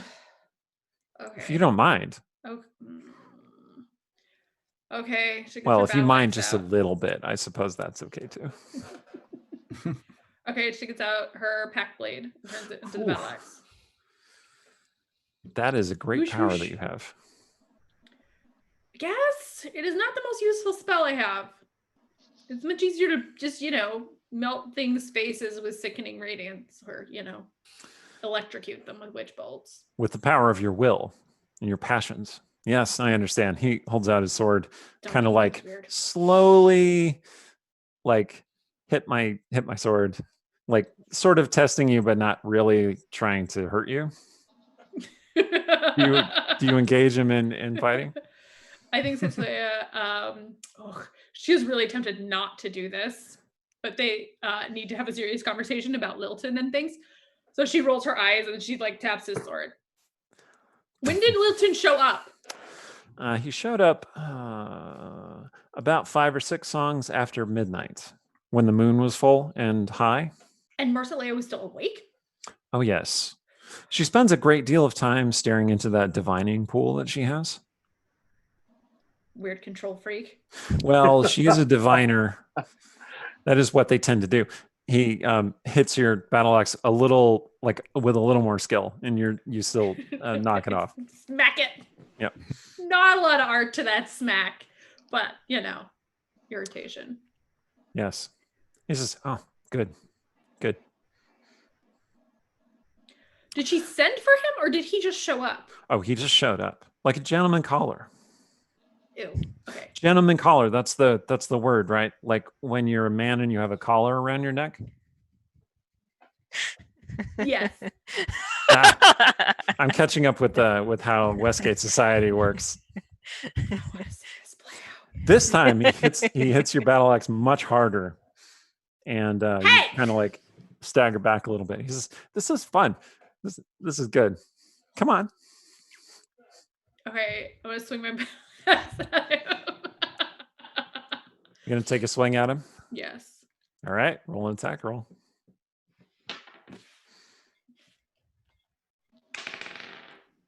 It's a 9. Okay, he kind of adroitly knocks your axe offline so it doesn't hit him, and he says, yes, he clearly had an intention of some kind. He wanted something from her. I'm not really sure what it was. I had a limited perspective, and there was a mouse that ran by. He swings at you again. Block. You block Attempt. it. Okay, a mouse? You do have attention problems. Well, there are certain contexts in which it is much harder to pay attention to human matters.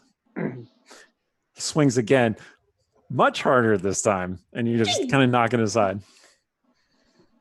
I am too tired to remember Realmsy curses, but a Realmsy curse. Realmsy curse.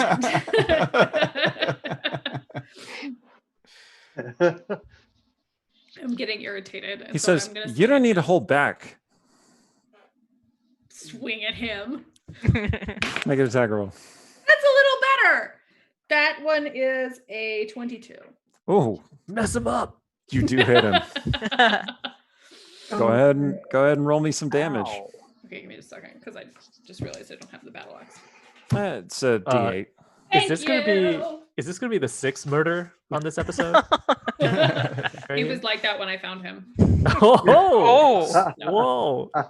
Yes, I arranged the body very carefully after a particular tarot card. Can you guess which one? All right.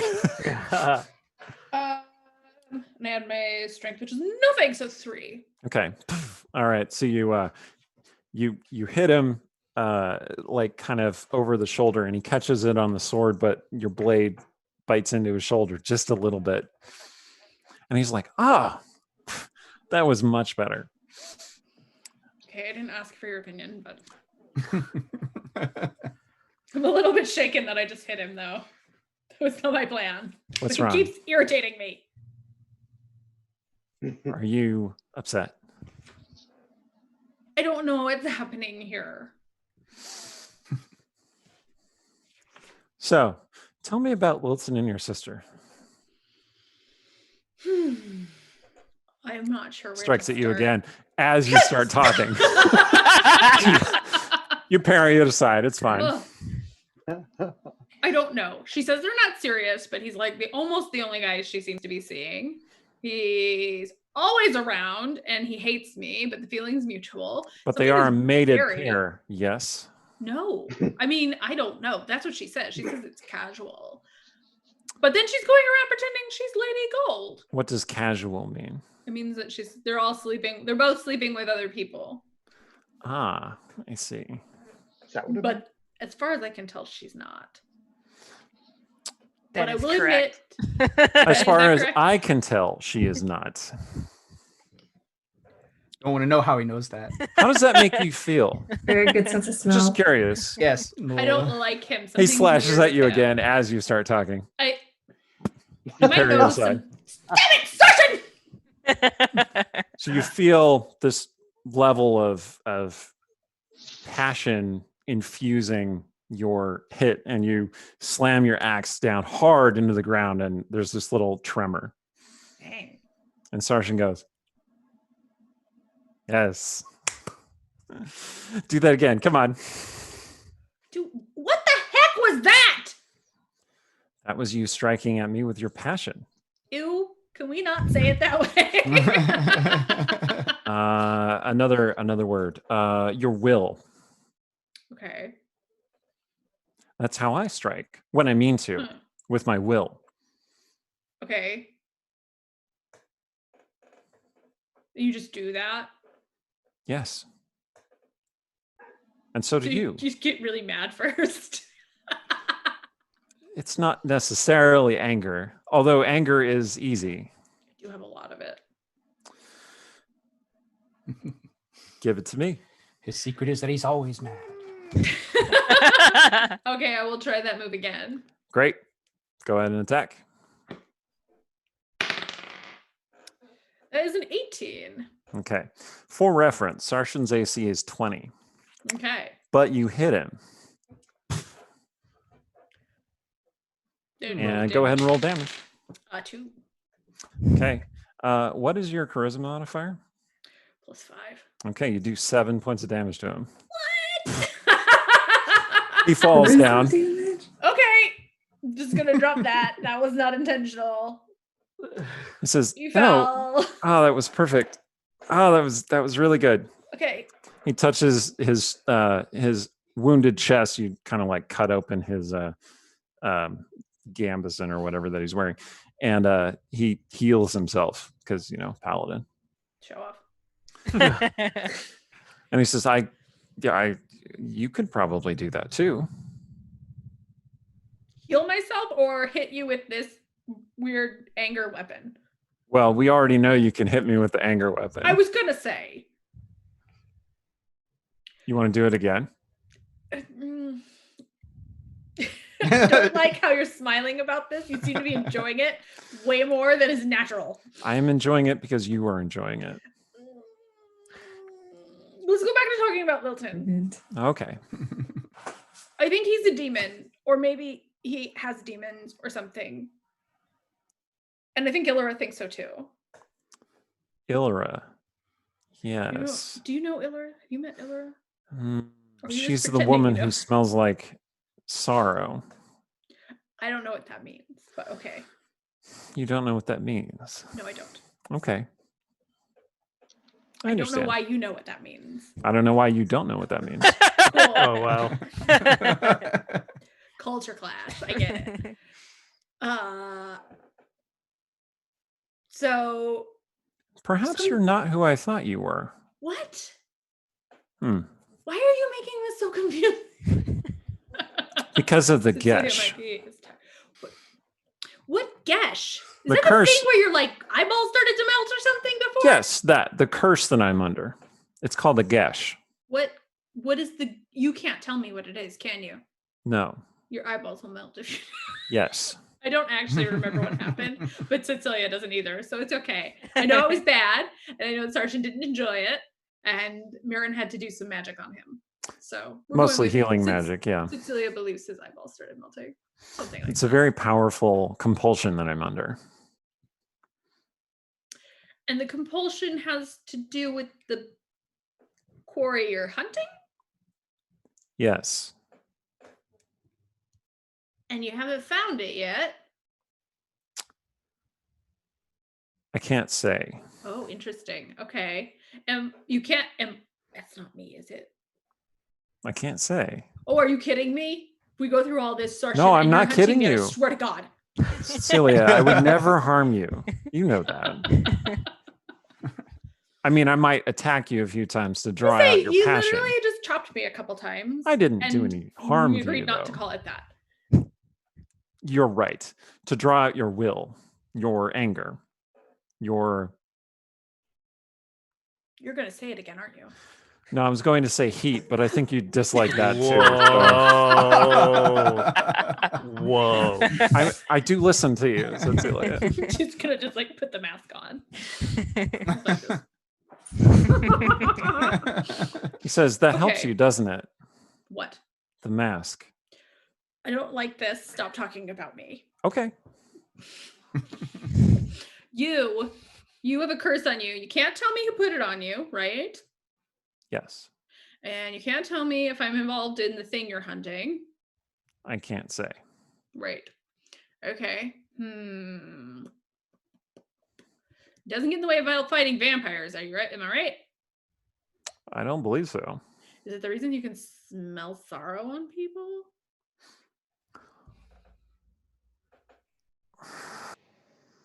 I can smell sorrow on people because I'm, well, I can do this. And he turns into a red-furred wolf. Okay, I wasn't seeing that coming.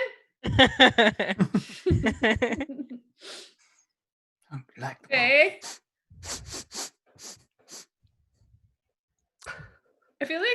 things He that barks. Cecilia. He kind of barks at you, and you can understand because you have beast speak. He Right. says, "Oh, the winds have changed."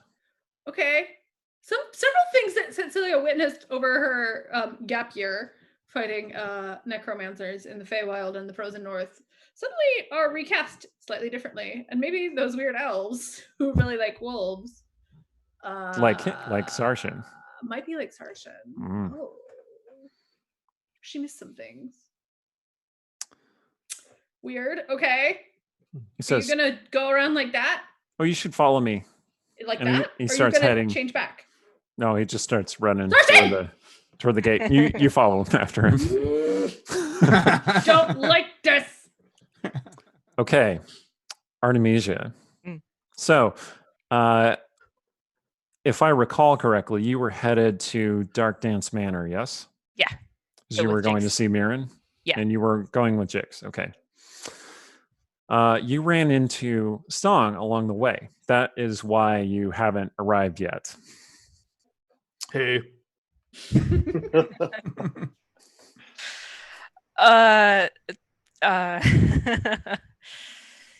Yeah. I'm gonna go talk to Mirren for warding and stuff. Are the kids, are they all okay? Yeah, they all seem to be fine. They don't really know about their mother yet. But He's got I all the kids with don't- him, right? You have Yeah. all the kids with you? Yeah. So he's whispering the second part. It's like, I kind of want to Talking tell code. them after I know she's okay. Sounds good to me. Well, if we can afford it, I hope to get some warding for, or have them stay here or something for them too, not just for Briarhouse.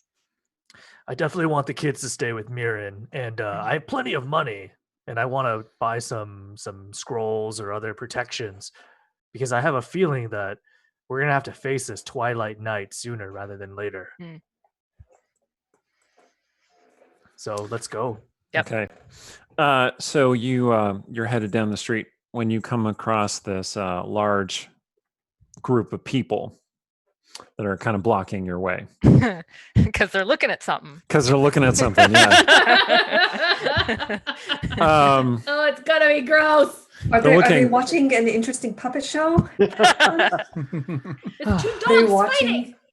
Are they Stong watching Sturge performing? holds the kids back, No. and he just motions to Artemisia with his head. Yeah. So, go. Stong, with your prodigious height, you can see that they are looking at a fountain. Okay. They're all gathered around a fountain, like they're there for water from the fountain, right? Okay. I tell Artemisia, hey, they're looking at something attached to the fountain. We should go Uh-oh. check it out. I'll hold the kids back. Something It's- about it clearly looks odd to you. You can't really tell from this distance, though. Artemisia, you gonna go investigate? Yeah, I am. Cool. Water in All the right. fountain. So this is a pretty thick crowd of people. How are you going to get through with your Um, prodigious 6 strength? I could turn you into a giant monkey. No.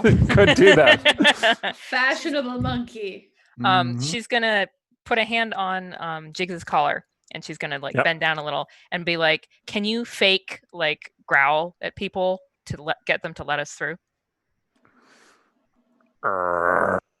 And so she's Okay. gonna Yeah, people start getting out of the way. Yeah, Jake seems displeased about where you are right now, but his nose is drawn in this direction. And as you come closer, this is what you find.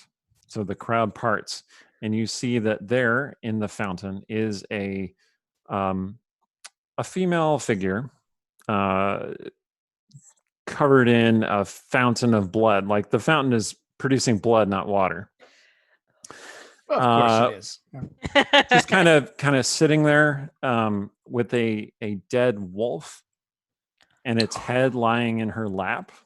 What? Her robe used to be white, but is now stained with blood, and she has this crown of what looks like wilted wildflowers. And at first, you are dead certain, like in your gut, that that's Cecilia and Sarshan that you're looking at. And then a moment later, you realize that it's not. It's someone else. You're pretty sure because she has just human-shaped ears and not half-elven features. But it was a hard-stopping moment. Well, she's probably still hyperventilating slightly. Yeah. Yeah. And Jigs is like, "Arr," and Lightning's dancing around her. kind of like nudges his head against your hand. Yeah, she's hanging on. She's hanging on tight. Well, I mean, Rogar kind of had a good idea when he found his body, because, like, what can she do? So she's gonna back up to go away. back to Stong. And Stong, you'll see that she's still, like, she's not crying, but she's like kind of like panic attack, like breathing and shaking kind of thing. So. The other detail was that the body had in its other hand, not on the wolf's head, a broken round mask. Yeah. Not nearly of the quality of Cecilia's mask, but you get the idea. You'd have to go to Rashman to get a mask as mine. Absolutely. So you get back to Stong. Stong, you're standing there with the kids. And Mirabelle's like, want to see. No, Mirabelle. No, you can't see. No. Maybe next time, Mirabelle. We have to really get to Auntie Mirren's. Mirabelle looks at Stong. Stong, it's like my sister. It's Promise? But it's not my sister, but it looks like we sees that you're freaking out. He's gonna enhance your ability to, so I'm thinking either like Constitution or Wisdom, maybe Wisdom for like mental stuff to fortify against, like, fear or something. So Okay. I'm gonna cast Owl's Wisdom on you. In your agitated state, do you accept that spell? Oh yeah. Okay. You cast a spell, which sounds like hoot hoot. Just like palm her head. Hoot hoot. Okay. Mirabelle, are you wearing Mirabelle in the? I am. Okay. Mirabelle also reaches out with her small hand and touches Artemisia on the cheek. Oh. It says, "Auntie Artie." And between those two things, you kind of relax a little bit. Okay. And then you maybe start feeling a bit angry. Oh no. Because we had that conversation in the last couple sessions about how you've been turning to anger more. You're more offensive. I'm not saying that's what you do with your character. I'm saying that there's the deep well of anger there. Okay. What you do with it is up to you. Well, there's no targets here right now, so Unless you start killing random townsfolk, I guess. Maybe don't.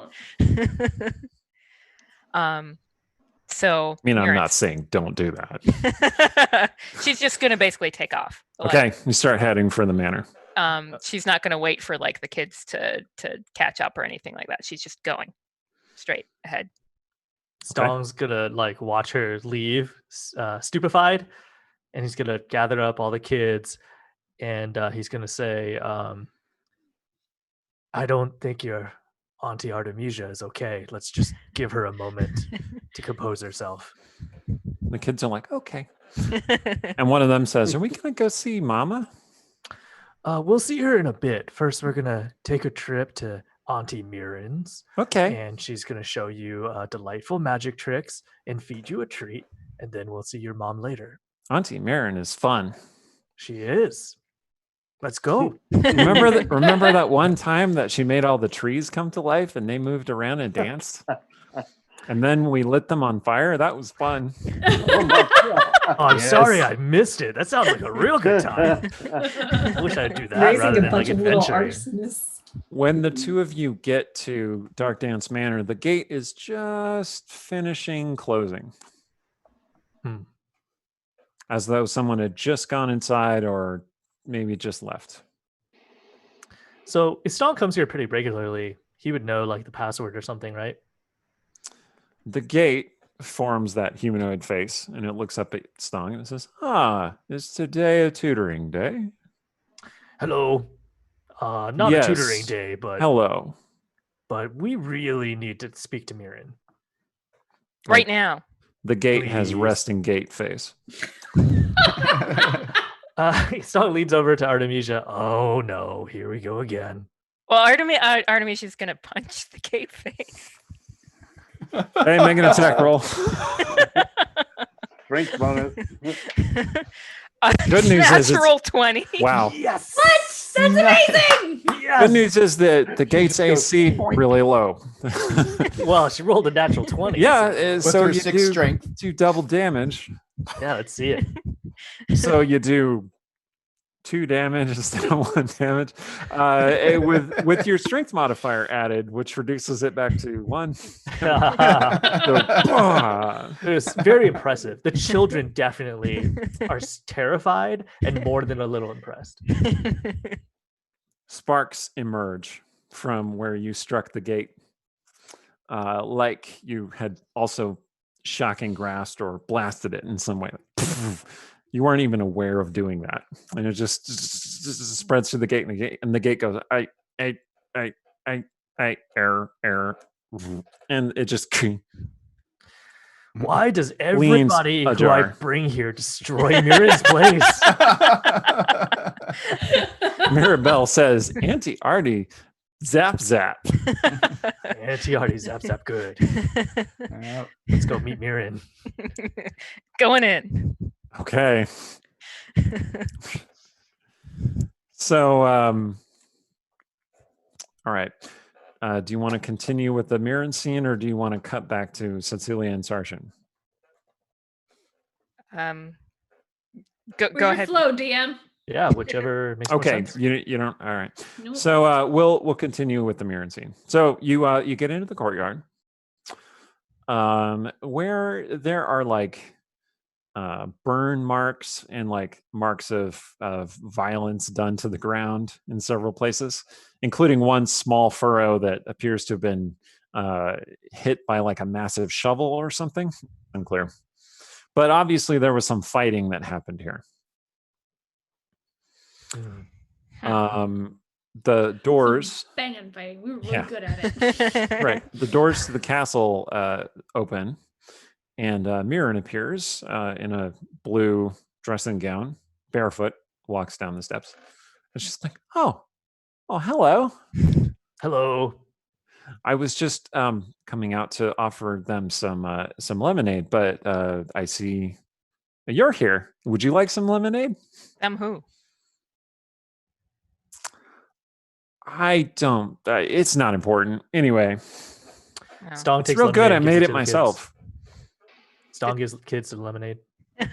Artemisia, not in the mood for lemonade. I need a powerful spell. Warding. No. Something offensive. I need something powerful to do something about this. Not just Artemisia, stand by. She touches your hand and takes your hand in hers, and she says, "You can calm yourself. It's okay. Just be patient. What do you need? I'm here to help you." Is she able to calm herself? Is the anger still too? Make a wisdom saving throw. Okay. Remember, advantage. you have advantage here. Or, well, it's a wisdom check. It's not really a saving throw. So you do have advantage. Okay. 7 is better. Okay. No, you are not able to calm yourself. Oh man. And cost doesn't matter. So But you there's pull no your time hand to lose. away, and you're like, Yeah. "No, this is serious." Okay. Yeah, Mirren looks a little startled, and she's like, "Okay, come inside." Going in. She gives Stong a like, "What the hell?" sort of look. I give her an And- apologetic look, but yet like Yeah. shrug. And she follows Artemisia up the stairs. Okay, so yeah, Mirren's library living room is kind of a mess. There are lots of books all over the place. It looks like she's pulled an all-night reading session or something. And then she must have fallen asleep like on the floating earth moat, because there is a blanket there. Anyway, If I had one, I'd sleep on it. yeah. And she says, what sort of spell are you looking for? Something powerful, something to stop this. Oh, Something okay. to keep people safe, keep my sister safe, keep my servants safe. Just keep people safe. All right. She puts out her hand like this, and a book flies off the shelf to her hand. And she says, some kind of protective spell is what you're looking for. Okay, sure. Yeah, we can do that. Absolutely. Yeah. Are you sure you won't have any lemonade? I'm just saying. Well, when do There's sedatives in the lemonade. yeah, when do I get to do another check? You can do that now. Okay. Advantage still, or was that only a one time? You still have the advantage because you still have the effect on you. Come on, dice, do better this time. Well, that's up to 12. You really don't want to calm down. Well, I my have dice totally had those days. Artemisia. It's fine. You feel a little better, in Okay. charge, in command, powerful. Still upset, but you're feeling like things are going the right direction. Okay. Okay, good. Yeah, Mirren says, "Oh, all right. So on Briar House, you want to disguise or protect or hide Briar House, is what you're saying." Yes, that makes more sense than like just All right. blasting away at something I can't She find opens yet. this book, and her hands are trembling a little bit, and then she's like, this spell right here, it's a pretty powerful one. I think this is what you want." Okay. It's similar to what I did on you, except on a larger scale. You remember the non-detection that I did on you? Huh. It worked. My Do you need me stepmother. to do that again? No. Oh, okay. Are you in danger? What? No. Well. Stong nods from behind her. There's a bit of peril, actually. Okay. The Says, body well, looks like my sister. You have to understand that. Okay. She looks at Stong like, He nods from behind her. okay. This is very, very important. We should go to Briar House and do this right away. Then yeah. Yes, good. Right Yeah. away. Just let me get some reagents. Oh, hold on. She knocks some stuff off of a desk because her hands are shaking. And she's like, okay, I can do this. No problem. No problem. Stong would like to say, Mirren, would the children be safer here at your tower or back at Briar House after you cast the protections? Oh, definitely a Briar House. Nothing will get in once I cast this spell. Okay, then. Sounds good to me. Well, what do you say, kids? Sleepover at Auntie Artemisia's house? Yay! Excellent. One of them's like, I want to play with Roomba. Seems safe? Question mark. Wear gloves. Safety. Hey, so you experience. you all usher into a group and head to Briar House, where Mirren starts casting the spell. So, Stong, you and Artemisia have a moment where you can talk to her. Artemisia, everything is going to plan. Everything is going to be safe.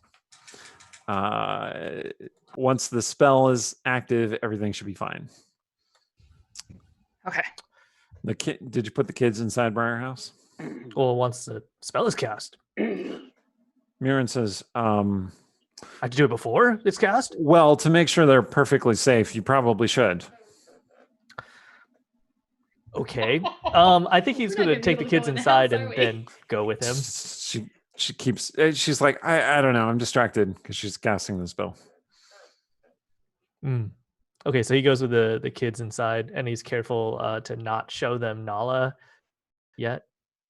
Well, Roomba's in the basement. Oh, the bow's in the Don't go basement. down there. Yeah. Keep away from all the dead Yeah, bodies one of for the now. kids runs up to the basement door. Oh, no. There's no Roomba. treats in there. They can be in the Roomba. kitchen or something. Roomba's Yeah, big. they wait in the Roomba kitchen. up. I'll Bring bring Roomba up. Roomba I'm sure up. Roomba wants to explore. And Yeah. so Varys and Charity are there. Charity's still crying. Or, well, has been crying recently. And Varys is stiff upper lipping it. And he's like, yes, you brought all these children. I shall keep them out of the rooms that they shouldn't go in. Thank you. I really appreciate that. Where's the Oh. mistress? She's outside. They're casting a protection over this house for both you and the children and Oh, everybody I else. see. inside. Well, as long as she thinks that's what's for the best. She does pay us quite handsomely. Yes. I'm going to go try and... Oh, by the way, this letter appeared for her. He hands you a letter. Okay, I look at it. What does it say? Like, Well, what does it it's look like? sealed. Okay. Stahl would not open his friend's message, so he just pockets it. And he brings Roomba up for the kids, and he wants to try to calm Charity before he leaves. Okay. Is there like a roll of some sort I can make? A charisma check of some kind. Excellent. Has Roomba been eating? Has his mass increased by about 180 pounds? No, we put put him in a bowl. over him, so Oh. he's just going. There's Yeah. up around the bowl. Yeah, that's true. He could go He on. screwed the bring bowl him- up and it's been Well, bumping up okay, against the body. so he has Roomba has reshaped to be like the interior of the bowl. It's like a Whoa. bowl shaped Like a gumdrop. gelatinous cube. But it's like Jello right now. Yeah, it's Yeah. like a gelatinous mold. Oh my God. We should find him some fun molds. All right, so you bring Roomba Jello up. salads. Yeah, I rolled a 15 for the charisma check. Oh, okay. Yeah, no, Charity seems like she kind of listens to you and she nods and she says, "Oh, thank you. That does help. I'm glad you're here watching out for us." Yeah, you could go spend some time with the children and Roomba. I'm sure they'll help you feel better. Bye. And then he runs outside to go to Artemisia, and then he hands her the letter. Okay. This came for you. I am now a coin lad. And he holds out his hand. Yeah. Artemisia has no time for jokes right now. She's just going to ignore him. You're going to open the letter. Okay. The letter is from Marcelea. Hmm. And it says, "My dearest daughter, I have recently been the proud host of a most interesting guest who has made certain what would be the word that she would use? Who has made certain assertions regarding your situation in the city of Westgate, and I find him most compelling, and I should like to discuss these things with you at your earliest convenience." Oh dear. And you're reading this letter when Mirren goes, "There, done," and Briarhouse just vanishes. Oh. My children! Or, yeah. Like there's an empty Okay. lot. There's a crater. And Mirren goes, Where did it go? "It's sequestered." Everybody inside is okay, right? Yes. Mirren, if they're Mirren. not okay. It should be fine. How do we get them back? We Not much we you can wait say. for the spell to end. Which is when? I'm gonna have to do some calculations. Magic is an imprecise science. Give me a second. I'll think about it. She starts counting like the components that she used.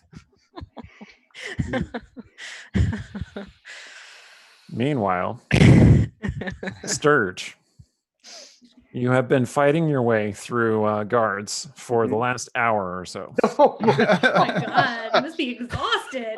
Oh my god. He was Well, really- I mean, part of the time you're fighting, part of the time you're hiding, part of the time you're running. okay. So he. All of those sound exhausting. So As we've learned, this doesn't count as a rest. he's also shouting things that he thinks the Twilight Knight would say. Like yeah. You have been leading them on a merry chase around the dock ward. Okay. Well, he needs to get back to his horse and get to the arena. Did you fully embrace the Twilight Knight aesthetic? Oh yeah. All right, so you're up on the rooftops of the dock ward, Mm-hmm. and you're running around, and watch members are like they climb up on the ladders to try and get to you, and you just like I got magic yourself over to the next. I got a jump spell now. Yeah, no problem. Yeah. You just like, and the watch is like, and every they time he start jumps, he climbing goes, down again. Twilight Knight! And you land on the third building. You roll up to your feet, and you find yourself face to face with Shadowbane. It's not really the Twilight Knight. He swings his big axe, his big black axe around. Wait, but you knew that because it's daylight. Oh, you dodge out of the way of the axe. Good. Everyone's a critic. And he says, "You killed my apprentice." Fix your face, Sturge. Swings his axe at you again. Yeah. Full defense. What's your armor class? 17. Oh, he definitely hit you. Wait. I'm full defense. He has to be at disadvantage. Oh, that's true. That's true. Hold on. Oh, you lucky asshole. All right, you managed to dodge out of the way of his axe again. Okay, and now I'm just going to disengage and flee. Okay. You're Not gonna drop the disguise. All right. Well, All right. if I do, how do I convince him it's me and not just the Twilight Knight becoming Sturge? Oh no. Does the Twilight Knight Make an athletics check, please. Oh. I feel like Oh, one of those is shenanigans. very It's on not an brand for one of you. acrobatics check. You're sure it's not an acrobatics check? No, because you're basically trying to outdistance him. Oh, well, I have Longstrider also. Wow, you're built to run away. Amazing. Yeah, these are the kinds of spells that Sturge likes now. Jumping, running. Well, that will give you advantage on your check. So you can make your athletics check with advantage. Okay. That is a cool spell. All right. Yeah, I know. Adds 10 to his move. Lasts like 10 minutes. Don't have Yeah, to and between that and your cunning action, you are very mobile. Like that means you can move 80 feet around. Of course, Shadowbane also has cunning action. Bastard. And boots of striding and springing that increase his movement speed. So you're actually about the same speed. Shit. Wow. I want those boots. Those are the best boots in the game. Well, God. it's fine. I just glimpsed the future where Sturge kills Shadowbane and steals Because all of his items. They're mine. And then you pin it on the Twilight Knight. All right. So what'd you get on your athletics check? 15. Okay. You leap. And you're leaping to the building. You're like, haha. And then Shadowbane appears leaping behind you, a little faster. And he tackles you, and you both crash down onto the rooftop, God, rolling did you hear some me? ways. It's Sturge. It's Sturge, you moron. And then he comes up. He doesn't have the axe. He must have dropped the axe. So he puts out his hand, and Vindicator, which is the silver glowing sword, appears in his hand. And he says, "You will not kill another person in this city." You idiot. I your face! am Sturge. Drop the disguise. Drop the disguise. I grab his hand and put it on my nose. So here he comes with the sword. He's not. And you ready in thinking about action to grab his other hand. though, right? And then there's this moment of stillness. The two figures standing upon the rooftop together.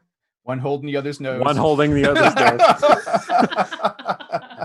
If you swing that axe to cut off my nose, I'm going to be pissed. And then his sword lowers. That was very anime ninjas up until that point. And you're standing there a little bit awkwardly. Okay, I'm gonna drop the disguise now. He's still holding your nose. Yeah. He's still holding your nose. He says, This is getting a little awkward. "We will never, ever discuss this ever again."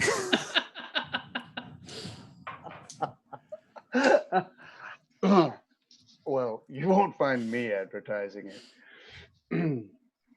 So, you know, we were looking for you. We wanted to talk to you. Can you accompany me to the arena? Let's go up your nose. Oh, sorry. We were thinking of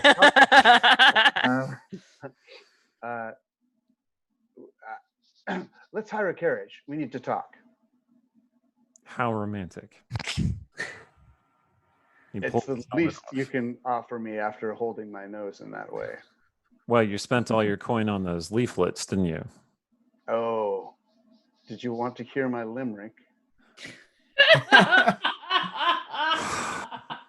The gods have frowned upon me this day. All right, you hire a carriage and you head to the arena. Right. So back to Cecilia and Sargent. No, you have to hear my limerick. Okay. Let's hear it. Let's hear it. It's the best I could come up with on the fly. You know, in time for the printer. Don't down talk it now. You know, insisted during on the giving hour it when to you were us. running and hiding the guards, yeah. There once was a Weasley ghoul who killed mostly children at school. He hadn't the balls to fight anyone tall, for the Twinight's a cow-hearted tool. What do you think? Kaylin stares at you silently for a second. Again, it's the best I could come up with in time for the printer. Anyway, that's not what most of the poster says. Twilight, that's what you call him? Rogar came up with Constructive that. criticism. Of course, Rogar came up with that. Yeah. I like it. It's well, he's a raging narcissist, so it would probably work. Yeah. You're going to get yourself killed. I'll tell you what, there's no reason not to put all my money on me. Because if I'm dead, who cares if I lose my money? But if I win, that's a lot of money. He leans back in his seat and he says, Makes sense. "All right." And And he pulls out a coin, which happens to be a gold coin. And he says, "I will put this on you." And he hands that to you. We were more wondering whether you might be able to help. Of course. Excellent. How would you like to? Not with the limericks. I'm terrible at limericks. No, don't worry. Have you heard me try to tell a joke? No, I get Well, that. good, because you're not going to today. Oh, darn it. Oh, speaking of jokes, I do have another one. Why did the queen slap the smiling fortune teller? Why? Because she told her to strike a happy medium. Shame on you. I'm going to die too. Meanwhile, right. Cecilia and Sargent. Meanwhile, Cecilia and So Sargent. it's like, wait a second. Somebody just told a really bad pun. Pun alert. Why did you Great have to steal disturbance for in a the living, force. Scourge? As if thousands of people had groaned. Okay, I so was saving my hideous laughter spell. But, Sargent has been running for some time now, and Cecilia is getting a little tired of this. I'm about ready to give up and just go home. But he stops abruptly, and you realize that you are standing in front of the Silks at Dawn. Why are you stopping here? That's the shop Artemisia runs. No. oh no! Oh no. shoot. This is where it's coming from. Where what's coming from? The smell. Is Artemisia in there? Or what? Is this where wait, did you find some of the blood? This place does smell like Artemisia. He turns back into a Open man. the door. Although when he turned into a wolf, like his clothes fell off. Like they I'm didn't serious. merge with his body. Okay. Did I see that happen? Yep. Okay. So I picked his he's clothes standing up, there mostly. Well, and I'm he's just gonna be like rising up. Sarton, and hand him his clothes. Okay. He drapes his cloak around himself. Other Right. bits have to be covered as well. He tries the door. It appears to be locked. I hit it with my battle axe. Okay. You don't sister's even need to store. roll. You just splinter the door open. We should have like a little ticker in the upper corner every time we break a door or a window, because like at least once an episode we're blasting a door, breaking a door, Shattering a statue. Yeah. I am full of dread and anger. Okie dokie. Yeah, inside the room is dark. Nobody's here. It appears to be closed. But you can smell it now too, Cecilia. You smell the smell of slightly aged blood. Okay. We're going And looking the for where air that's is coming from. humid and thick Also with gross. this stench. Okay. Okay, so you head into the room. Yes, and I'm gonna be like, Sergeant, come with me. Your eyes adjust to the darkness. Sarshan looks at you. His eyes are kind of glittering in the dark, and he growls low, even though he is an elf again, not a wolf. I mean, he's kind of always an elf and a wolf. We'll deal with that another time. Okay, so we're creeping into the Silks at dawn. Yep. Do you see anything? Well, in point of fact, you see somebody sitting on one of the divans where people sip tea and lounge about and talk about fashion and gossip of the day. And Sarshan looks at it and he's an elf again, not a wolf, but you can practically see all of his hairs standing up. I am going And he to growls. cautiously approach. Okay. There, with your eyes having adjusted to dark vision, you see a woman lounging there on the divan, with her hand kind of idly cast back, and she's holding some kind of fruit, like a round fruit of some kind. Okay. That's trailing juices down her wrist and Gross. forearm. Those are not going to be juices, are they? Well, and you see that she is wearing a very distinctive flower dress that is one of Artemisia's dresses. Oh, like this? And she is also wearing a half mask that looks kind of like it looks like Artemisia's bronze wolf mask. Does it look like Artemisia? It does look like Artemisia. Oh no! For a second, you're like, but when you lift the mask, or if you don't, Sarshan comes and does so. Okay, I would do that because I Okay. want to know. It is not Artemisia. It is someone who looks vaguely familiar, like maybe works in the shop. But like her hair is sort of styled like Artemisia's, although crudely, obviously by Ew. somebody who doesn't have much talent. The Twilight Knight, I can just see it. Not a good hairdresser. Yeah, Gonna and say- the mask has a number of stars carved into it. Okay. Okay. So I'm gonna say like a bunch of curse words.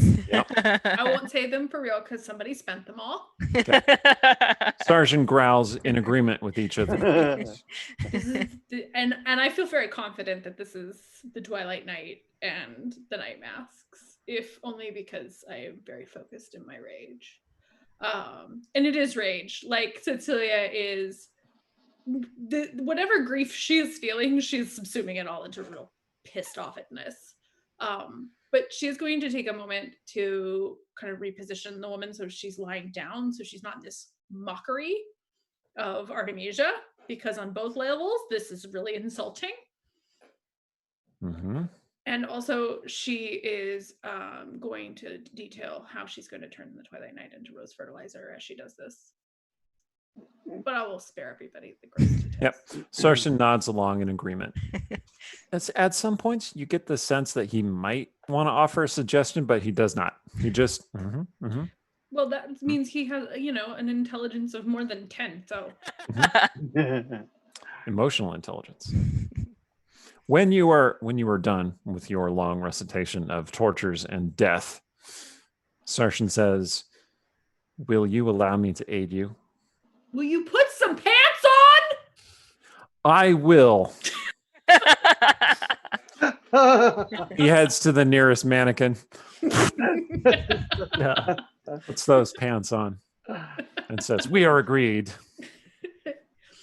Yeah, let's go back to Briar House.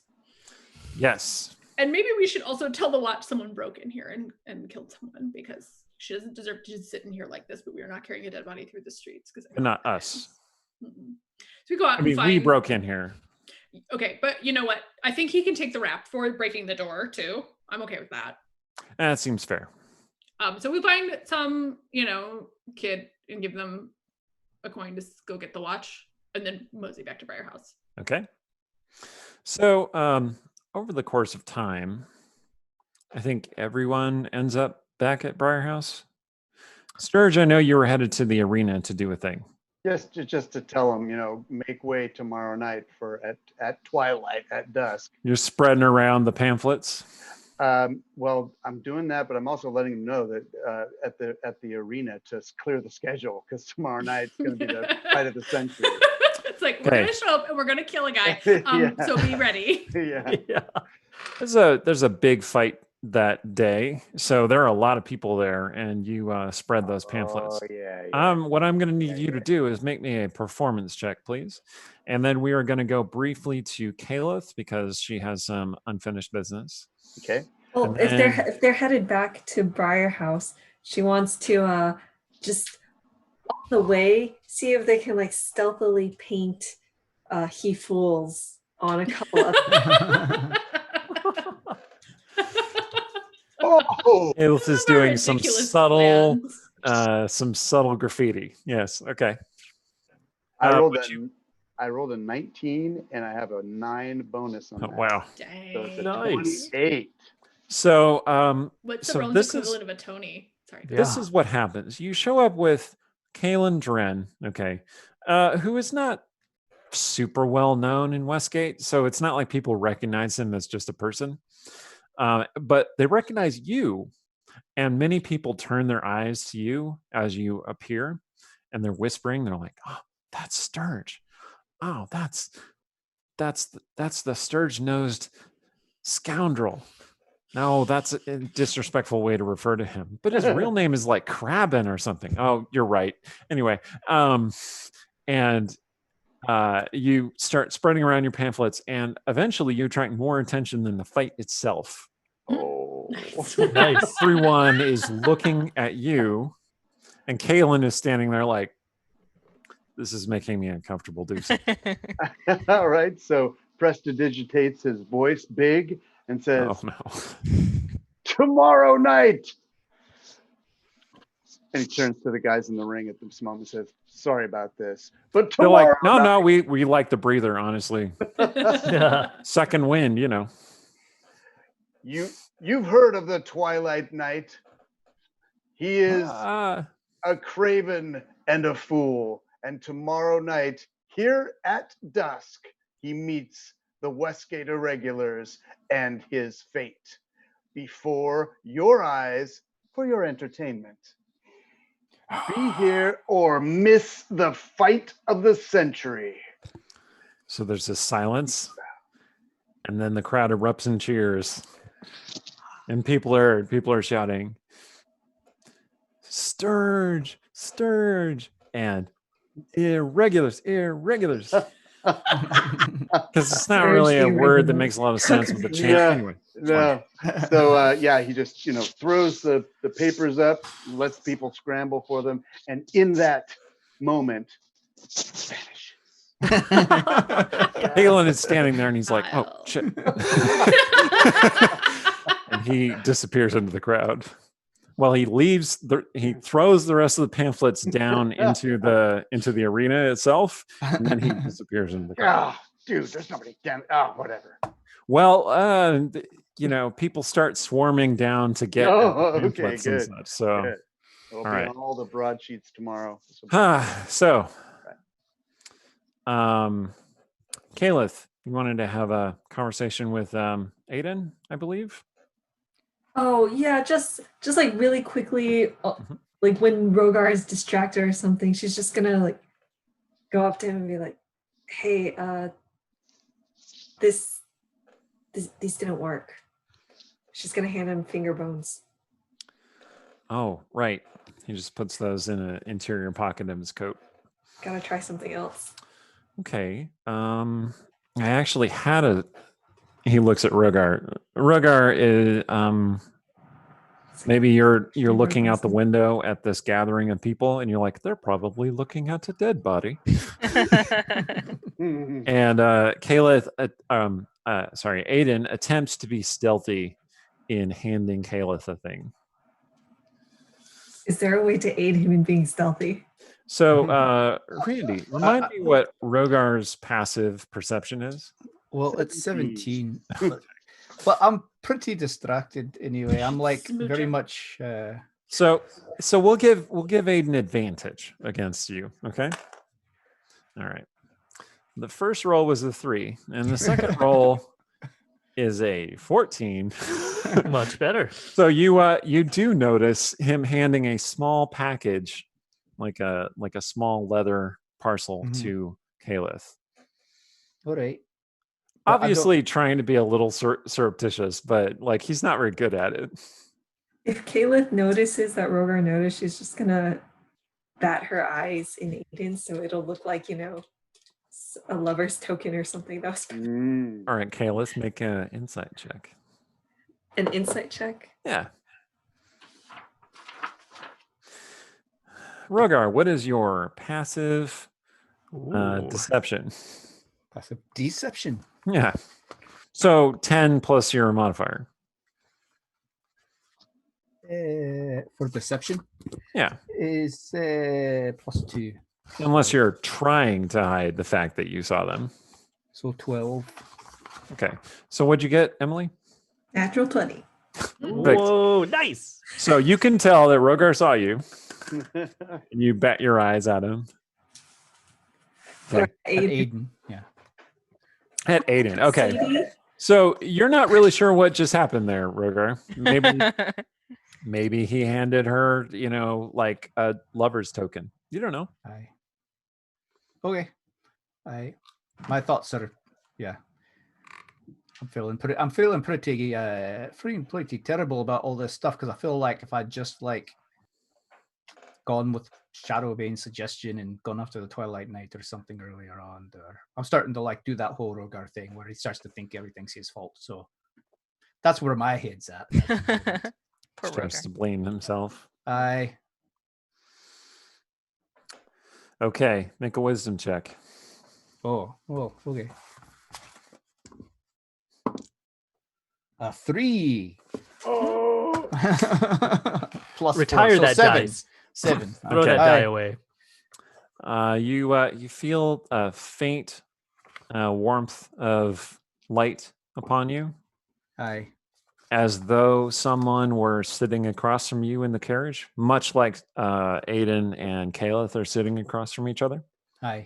But when you look up, there's no one there. Okay. All right, you get back to Briarhouse. Everyone arrives at Briarhouse before Sturge does. Sturge, you're coming back from the arena on a high.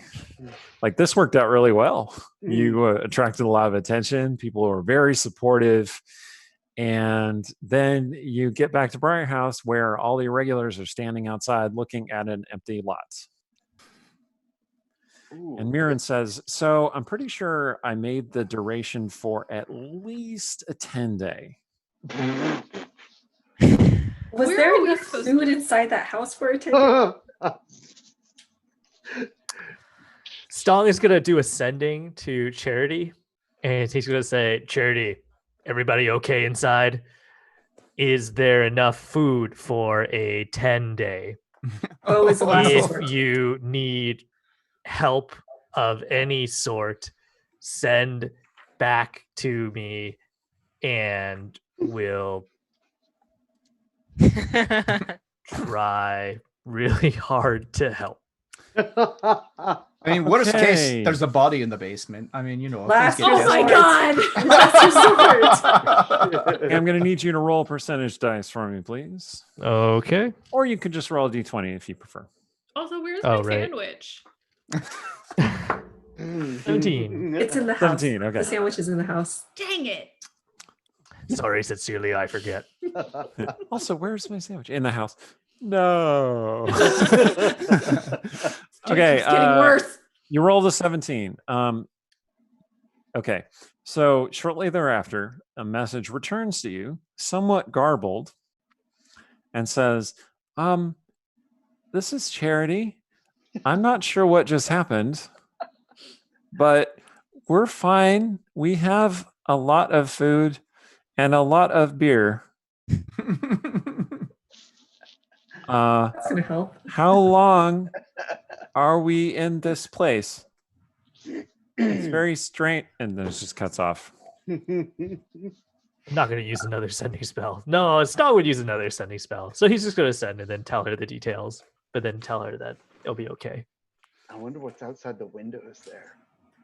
Okay. The Remember all the reply, details. the reply is, it's very misty here and we're not really sure what's around. The kids want to go exploring, but we told them not to. Oh, God. So right now, Varys is reading to them. So please get us back as soon as possible. I tell the other regulars conversation that we had, and I shoot Mirren the biggest side eye while I tell them. Emphasize very soon. So Kaelin came back with Sturge. So Kaelin and Mirren are both there.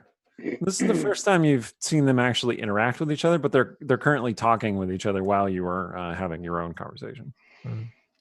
We all discussed what we found whilst running around the city. Yeah, more or less. Okay, I see so we all share our details. that's 7. Where's number 8? Because there was no Stong. Oh. Yeah. No me. So Finally, Kaelin lets out a kind of exasperated breath, and he says, "All right, No, that was it. Sir Glear, I will go, and I will meet you later." And then he walks off, and Mirren looks a little sad. We'll be here at Mirren's. Mirren says, "Well, that went well." I'm not sure when exactly it'll get back. I think they're in a demi-plane, but I'm not sure where. You see, I have this problem with my memory, and I must have set up a demi-plane for this kind of spell, but I don't remember doing that. So, Did she say it was safe? She said it was safe, but Well, it was that's good. misty. That's less good. Oh, I don't know. I don't trust misty things really. Misty step. rude. Oh no, that's a great spell. Thank you. If anybody tells you different, they are lying. Mirren says, "Well, I guess since I banished your home to a demiplane, you better come stay at my tower." Okay. Okay. Guess we better do that. Aye. Good news is I made lemonade. Bad news is the kids probably burned the garden down by now. The kids are in the house though. Oh, that's true. Ha! Silver lining. lighting. I'd rather the kids be somewhere where we know they're safe. Is Let's go get that lemonade. Okay. is Artemisia still like really angry? I don't know. It's up to you. It's been a while. It took her like a good 10, 15 minutes to cast the spell. Okay. Well, I obviously we don't have time to do it, but I'm just considering if Cecilia would say anything about her stepmother, Artemisia might like stride off to like figure out what's going on with what's in the letter. But if Cecilia isn't going to mention it, like Artemisia is just going to like put the letter aside for now and not worry about it. So I think Cecilia will want to find another Confederate to run this by, because she is very torn between, are you going to then go, oh, Marsley is okay because Lilton likes her, or are you going to be on her side and go, this is shifty? So we need to make sure that you go, this is shifty. So you're going to need to talk to somebody about that. All right, but that will have to be next time. Yeah, so she'll tuck the letter aside and go to Marin's. So our next adventure, we'll see this battle with the Twilight Knight, whose massive ego will not allow him to overlook the slight on his character and honor. Even though he has no honor, he does have a certain amount of pride, and he plans to put Cravenglier's nose back into his head. So come check us out on our own channel, twitch.tv/Dungeon Scrollers. May 13 is our first episode, and it's going to be this massive battle against an enemy that's been haunting the Irregulars since the very beginning. Right. Thank you, audience. I'm going to pass it around to everyone else. Thank you to our sponsors, Idle Champions of the Forgotten Realms. Check them out, idlechampions.com.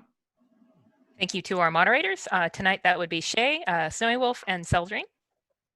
Yeah, a special thank you to Gen Con TV. You know, even though that this is our last night with them, they've been really great sponsors and they've been really good to us.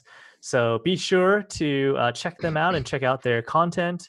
They do all kinds of game, tabletop, board game, etc. related stuff. Somebody should be posting a schedule soon. Also, a special shout out to Chaldea Studios.